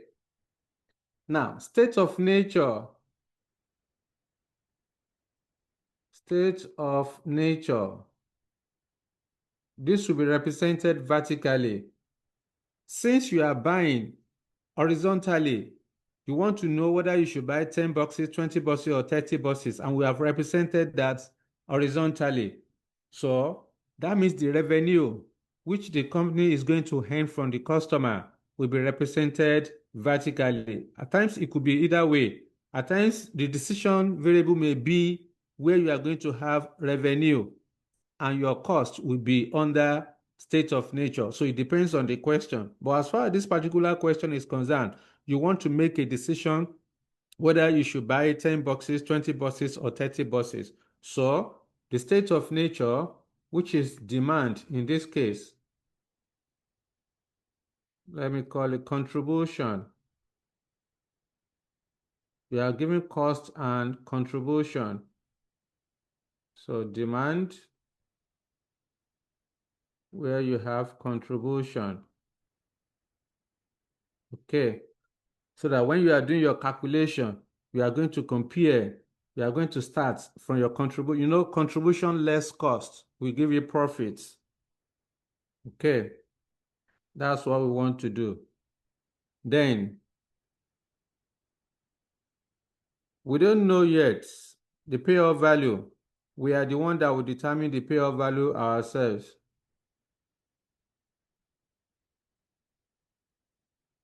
So, we also have three states of nature. We have three states of nature. Customer will buy 10 boxes. According to the question, we are told that a box of apples earned a contribution of 400 naira and cost 250 naira. Demand of apple is uncertain and could vary from 30 boxes to 10 boxes. So, starting from 10, 20 boxes, then 30. Okay, so that's that.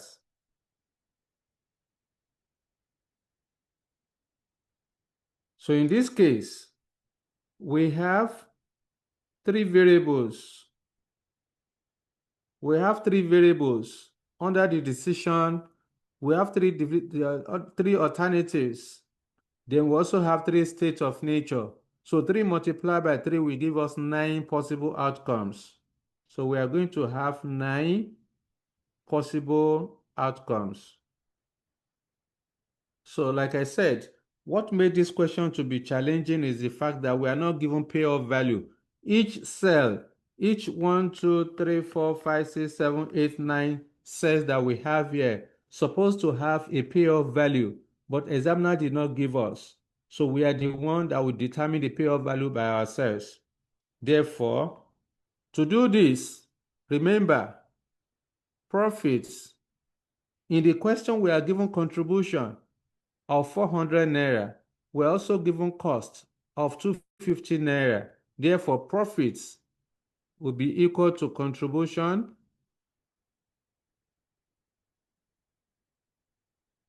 minus cost.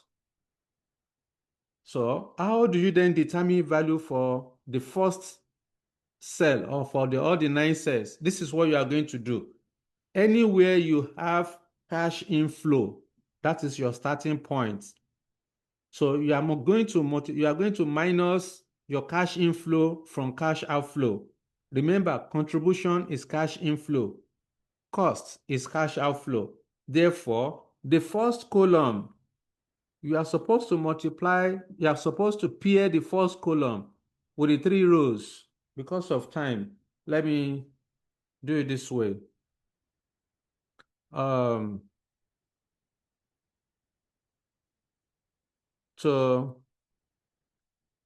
get the payoff values,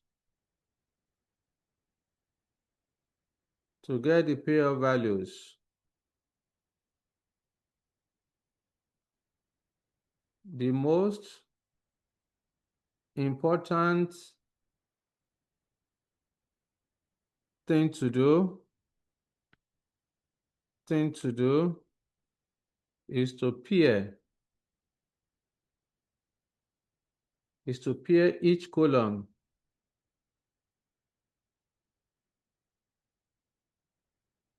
with all the rows,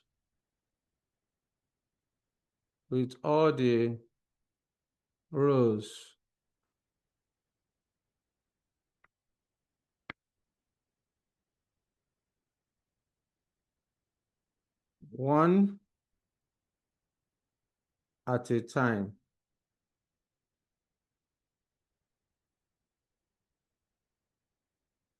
Okay, so what do I mean by this? First thing first, let's pair the first column with all the 3 rows. So I will then come here, pair column 1, or pair the first column, pair first column with all the rows. You know, the first column is 10 boxes. Okay, so that's the first alternative. So I will then come here. In the first column, we have 10 boxes. So I will come here, first column, pay attention to this. This is the third time ICAN will test this kind of a question. This is the third time. If you go to the Golden Book, if you have the PM Golden Book, you see it there. Even in the SFM Golden Book, you see it there. In any case, so you pair the first column with the rows. So in this case, remember the column is where you have the contribution. Therefore, I would then say 10 boxes. 10 multiplied by contribution of 400 multiplied by contribution of 400 minus you are pairing this first column with the first row. This is the first row, so which is 10 boxes as well. So 10 multiplied by cost is 250, which will be equal to 10 multiplied by 400 will give you 4,000. 4,000 minus 2,500 will give you 1,500. So here will be 1,500. We are still in the first column. So first column with the with the first row. With first row. The first column with second row. So we want to multiply 10 boxes. We pair 10 boxes at a contribution of 400 naira minus 20 boxes. Pay attention here. You have already purchased anything you have under the alternative. You've already purchased it. You cannot change it. But it is what you take to the market that the customer will buy. So examiner told you that any box of apple that you take to the market and unsold will be thrown away. Now, you have taken 20 boxes to the market. You have taken 20 boxes of apple to the market. Customer only buy 10 of it. So the remaining 10 will be thrown away. So I will then come here. So 10 boxes. We've already purchased 20 boxes of apple. So what do we have here? 4,000 minus 5,000. That will be minus 1,000. So here will be minus 1,000. Again, first column with the third row. Here will be 10 multiplied by 400 minus, the company has already purchased 30 apples, so you can't change that. So 30 multiplied by 250. So 4,000 minus 75, that's minus 3,500. So here will be minus 3,500. I'm done with the first column option. I'll move to the second one. So you are going to pair the second column with all the rows. So pair, let me go to the next page. Pair.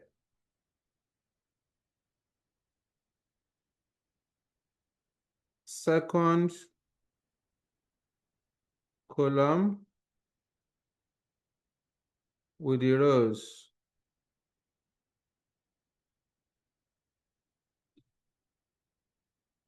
So I will then come here. Second column with first row. So the second column is 20 boxes. Customer will buy 20 boxes. That's all you have in the second column. Customer will buy 20 boxes. But do you have 20 boxes to sell to customers? No, because in the first row, you only have 10 boxes you take 10 boxes to the market. Customer are demanding for 20. So it is only what you have that you are going to sell. So you are going to restrict it to 10 that you have. I repeat, you have taken 10 boxes of apple to the market to sell. When you take it to the market, customers are only demanding for 20. Meanwhile, you don't have 20, you only have 10. So you can't give what you don't have. Therefore, I will then come here. So instead of 20 boxes, it will be 10 because you can only send 10 because that's only 10 that you have. So here will be 10 multiplied by 400 minus, you have taken 10 to the market, which you bought for 250 naira. So here will be 1,500. So I will come here 1,500. The next one, you are going to pair 20 boxes with the 20 boxes. So you have taken 20 boxes of apple to the market to sell. Customers are demanding for 20, no issue. So I will then come here, second column with second row. So you have 20 boxes of apple. Customers are demanding for 20, no issue. So 20 multiplied by 400 contribution minus 20 apple that you have bought multiplied by 250. So 8,000 minus 5,000 will give us 3,000. So here will be 3,000. Next one. Second column with third row. In the third row, you've already purchased 30 boxes. Customers are demanding for 20. You cannot give what you don't have. Even though you have already purchased 30, but customer will only buy 20. The extra 10 that the customer are not demanding for, what do? The question says you should throw it away. Therefore, I have to restrict contribution to 20. So here will be 20 multiplied by 400. The company has purchased 30. Nothing you can do about it. Multiply by 250. So 8,000 minus 75, that's 500. So I will then come here, 500. That's all you need to do. The last one, you are going to pair the third column with all the rows. Pair third column with the rows.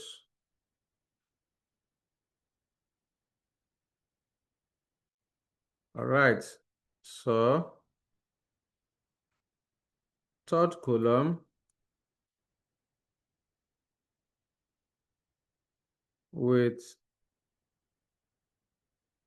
first row equal to, in the first column, in the third column, customers are demanding for 20, so are demanding for 30. You don't have 30 boxes, you only have 10 boxes, so you restrict it to 10. So here will be 10 multiplied by a contribution of 400 minus 10 apple that you have, which you bought at 250 naira. So here will be 1,500. So let's go and post. Here is 1,500. The next one, customers are demanding for 30 apples, 30 boxes of apple in the third column, but you only have 20 to sell. So you have to restrict to what you have. It is what you have that you are going to sell, even though customers are demanding for 30. So third column with second row will be equal to 20, even though they are demanding for 30, you restrict it to 20 because it's only 20 that you have to sell. Multiply by 400. So you have purchased 20 at 250. So 8,000 minus 5,000 will give us 3,000. Let's go and post. Here will be 3,000. The last one. So customers are demanding for 30 boxes of apple. You already have 30 boxes of apple. No issue. So third column with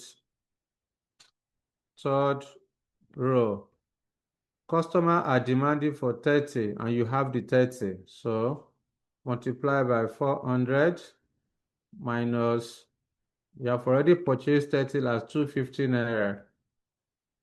12,000 minus 75, that's 4,500. So with this, I will then come here, 4,500. So that is our payoff table. This is how to generate a payoff table. Another question may be that this contribution, this cash inflow may be on the horizontal axis. The cost may be on the vertical axis. It can come in either way. All right. So that's it. But all you need to know is you must know which one is cash inflow, which one is cash outflow, because cash inflow must come first before the cash outflow when you want to determine your profits. Okay. Now that we have this, of course, this is 400. This is 250. All right, according to the question. So now that you have the payoff value, examiner is now asking you to evaluate each alternative using maximas, maximi, and minimax. So the first one is maximas. So I will then come here. Number 2.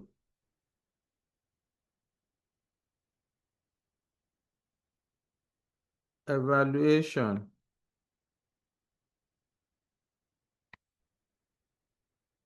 of alternative. Evaluation of alternatives. So the first one is maximas. Remember, so at each point you have to draw your payoff matrix table. So to save time, just say alternative. Under the alternatives, here you want to buy at a cost. Then here you have the state of nature. Let me shift. Here is the state of nature. Under the state of nature, here you have the demand. It's your contribution. So 10 boxes.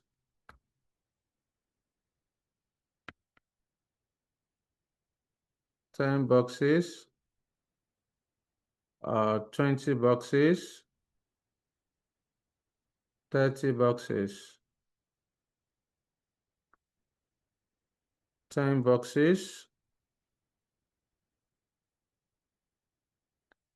20 boxes, and then 30 boxes.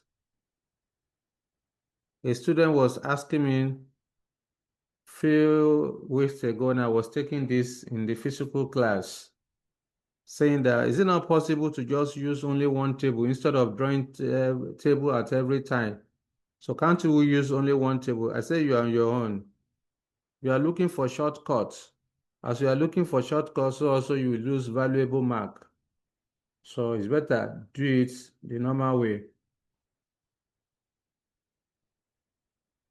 So the guy was saying that since I've already determined my payoff table, so let me just, on each, this side will be for maximas, this one will be for maximas, the next one will be for maximi, the other one will be for minimas. I said, don't do that.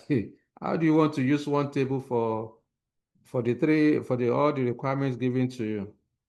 So examiner will penalize you. You are not going to earn your full marks. So here is maximus. Let me write it. See how time is flying. No.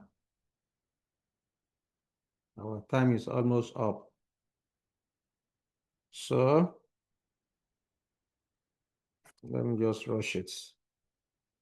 Now, here is 1, 5, 1, 5, 1, 5, minus 1,000, 3,000, 3,000, minus 3, 5, 500, then 4, 5. Now, the rule says that under maximus, what do? You first of all select the maximum value in each row. For row 1, for the first row, maximum value is 1,500. The second row, maximum value is 3,000. And the third row, maximum value is 4,500. To make the final decision, you then select the maximum of the maximum. So 1,500, 3,000, then 1,500. 4,500 is the highest. That's our decision. I will then say the storekeeper should purchase 30 boxes of apple in order to maximize profits of 4,500 naira. That's it. Move to the next one. We have 2 more. The second one is maximi.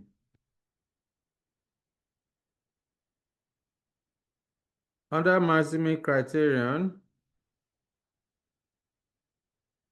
you are supposed to select the minimum value in each row.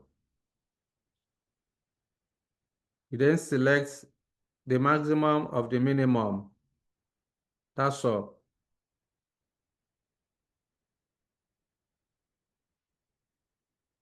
So here will be the alternative. I don't need to write buy costs, just leave those one. No time. 20,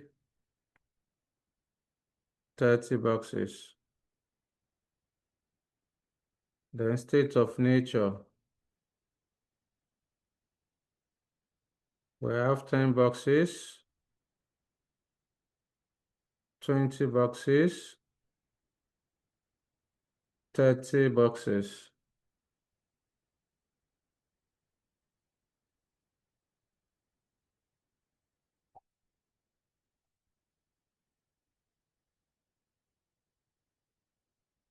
Then we have maximi.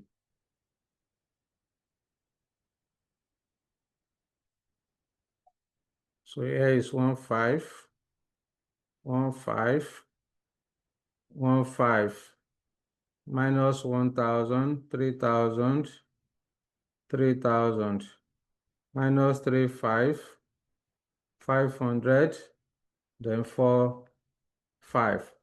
So under the maximi criterion, the most important thing to do under the maximi rule, as I'm not calling the maximi rule,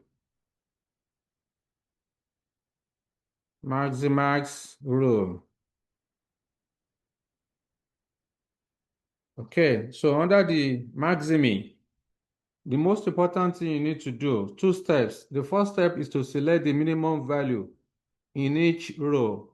So here will be 1,500. Here will be minus 1,000. Here will be minus 3,500. Then select the maximum of the minimum, which is 1,500. Therefore, then make a decision. The storekeeper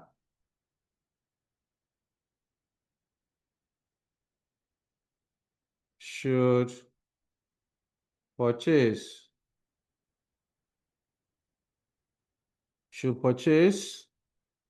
10 boxes to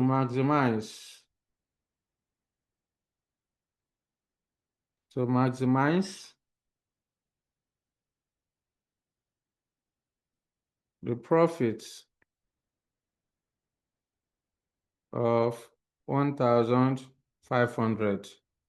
The last one is minimax. Minimax rule.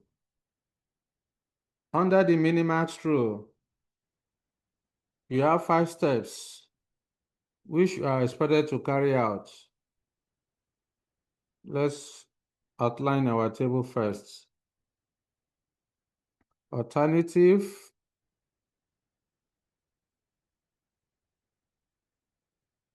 ten boxes,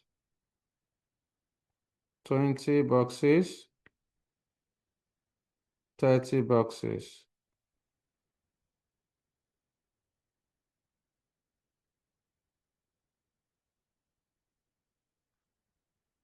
Then state of nature.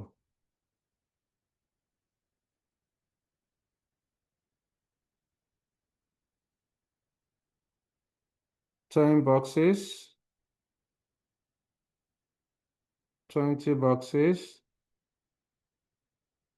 30.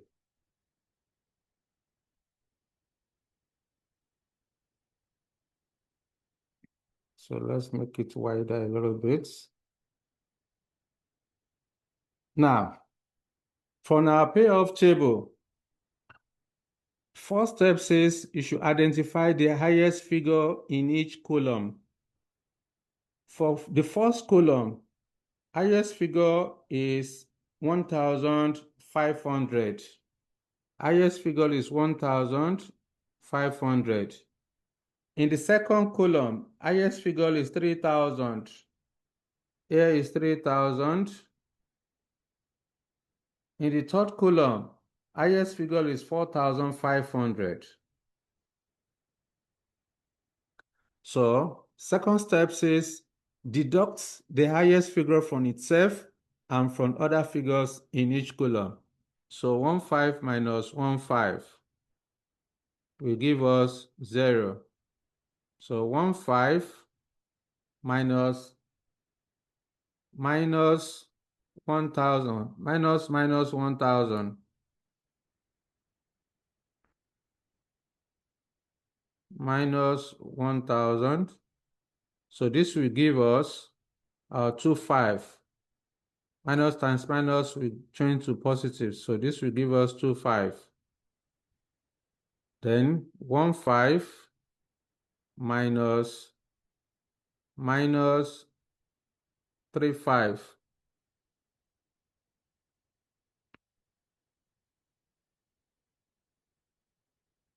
That will be equal to 5,000. So 3,000 minus 3,000 will give us 0. 3,000 minus 15 equal to 15. 3,000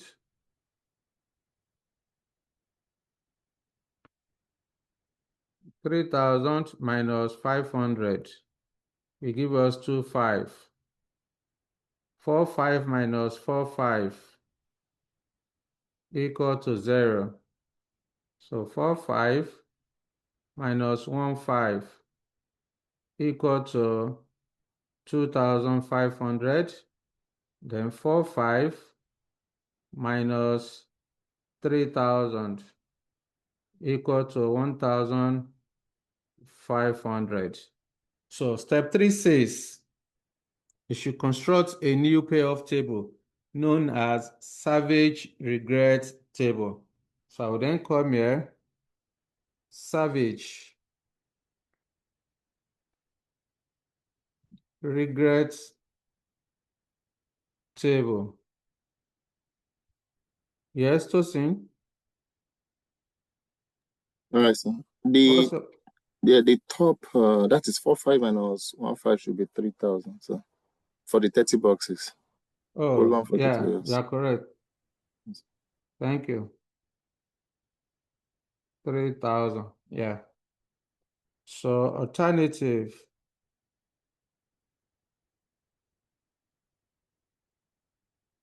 state of nature.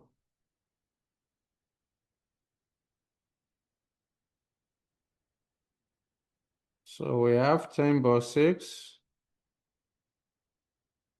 20 boxes, 30 boxes. Then we have minimax. Okay. 10 boxes, 20 boxes, 30 boxes.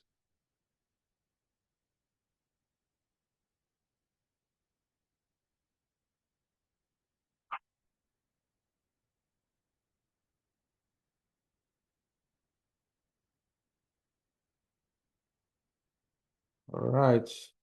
Now you then put the results of step 2 into the regret table. So the first column is, the result of the first column is 0, 2, 5. Let me write out 500. Then 5,000. The second column, 1, 5, 0, then 2, 5. Third column, 3,000, 1, 5, 0. So step 4 says you should select maximum value in each row. So maximum in the first row is 3,000. Second row, 2, 5. Third row, 5,000. You then select the minimum of the maximum value, which is 2, 5. So I would then say the storekeeper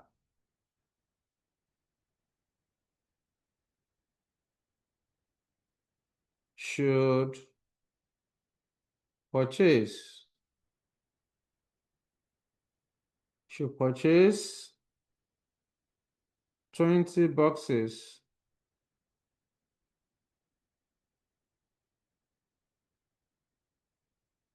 20 boxes of apple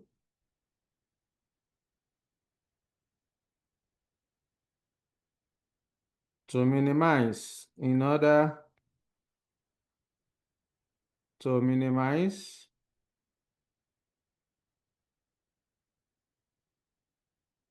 the opportunity loss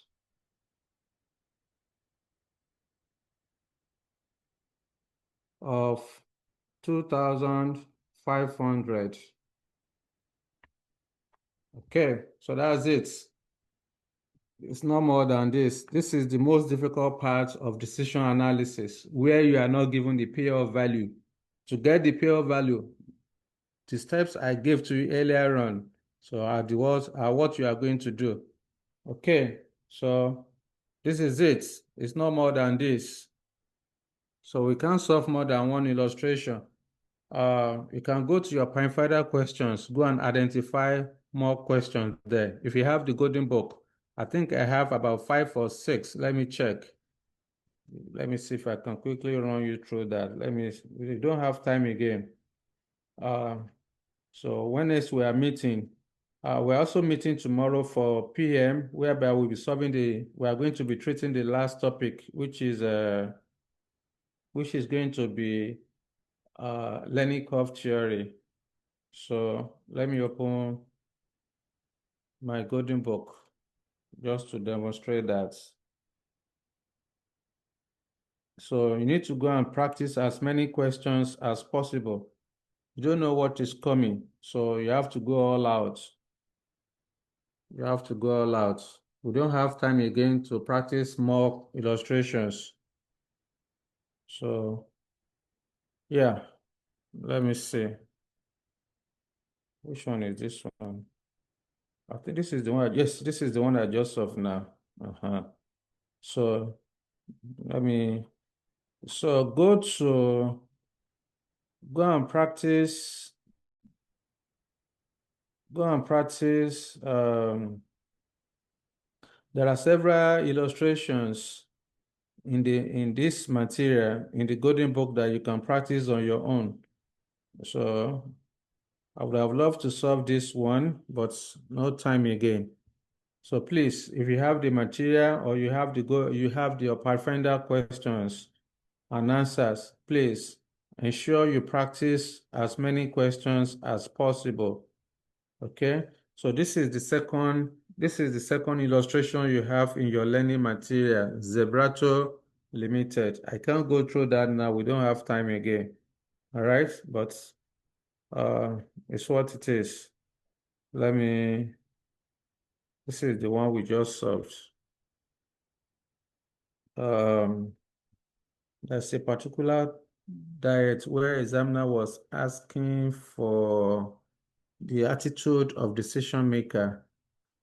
This is another one in you can see now, May 2014, question number 1. May 2014, question number 1. So go to your Pathfinder question. Go and practice it. If you don't have the golden book, if you have the golden book, no need to be using the Pathfinder question for that. So the similar scenario under this illustration number 3, May 2014, question number 1, similar scenario to one we just solved now. In this one too, we are not given. You can see now, in this particular one, the decision variable is on the horizontal axis. The cost is on the vertical axis. That's what I was telling you the other time. It can come either way. So you just have to identify from the question which one is cash inflow, which one is cash outflow. So it's the same procedure. All right. So that's for that. There's a particular diet where examiner is asking for, they just give you a scenario, then they ask you to explain the attitude of decision maker. This is another one. Let me see, should it be, I think it's this one. No, not this one. So here, examiner is asking you, describe the measurements. Okay, let me check. I think I have it there. I have it there. So examiner can also ask you, I want you to go through it so that in case you are asked, you'll be able to explain it. So it was also tested in November 2021, question number 6. November 2021, question number 6. So this is one I was looking. This is the question I was looking for. In this one, you have to explain 4 methods that could help Mr. Johnson to decide which marketing package to choose. Your answer should include 3 methods to deal with uncertainty, 1 method to deal with risk, and an explanation of the attitude that would be absorbed, that will be associated with the decision maker using each of the 4 methods. So what are the 3 methods of dealing with uncertainty? So you talk about maximax, maximi, minimax. You explain each of them. So you explain each of them. What are the methods of dealing with risk? We have several methods of dealing with risk. You can use expected value method, standard deviation, coefficient of variation, sensitivity analysis, simulation, or decision tree. You can use certainty equivalent method. You can use risk adjusted method. All right. You can use capital Z pricing model. Okay. So this is what examiner is asking you to do. So you can just talk about any one of them. Examiner say only one method of risk. So you mention one, then you explain it. That's what examiner is asking you. Okay. But here I did for all of them because I know. Yes, attitude of decision maker. What are the attitude of decision maker? We have a decision maker that are risk taker, the one that are risk averse or risk neutral. What do you mean by risk taker? What do you mean by risk averse? What do you mean by risk neutral? This is what examiner is expected you to do. All right, until you're able to do it, then you earn your full mark. Okay, so this is where we are going to call it a day. I've taken much of your time, extra time. Thank you very much for giving me that extra. Now, by the grace of God, we are meeting again tomorrow. Tomorrow is going to be the final day when we shall be discussing learning curve theory. We are going to be discussing learning curve theory. All right, so it's a one period topic. It's very straightforward and easy to understand. Okay, let me know if you have any question for me so that I can release you and then prepare for tomorrow. Any question for me? Some of you have disappeared. It's understandable. But I still have with me Adewale, Imam, Hamid, Idrisu, Ijoma, Olamilekan Ogini, Oloche. I have Oluwatosin, Meshach, Oriseneye, Phillips, Ramon. This guy, some of you have not been joining in your group. You are many in that group, but only few of you, all of you in this class have been consistent from day one. Majority of you are not attending. Well, I just believe that you are going to listen to the video lecture. So in any case, I have Ramoni, Tolulope, Victoria. Yeah, thank you every one of you for waiting behind. I will see you again tomorrow when we shall be treating learning curve theory, being the last topic for the diet. Thank you. Good night, everyone. Bye-bye.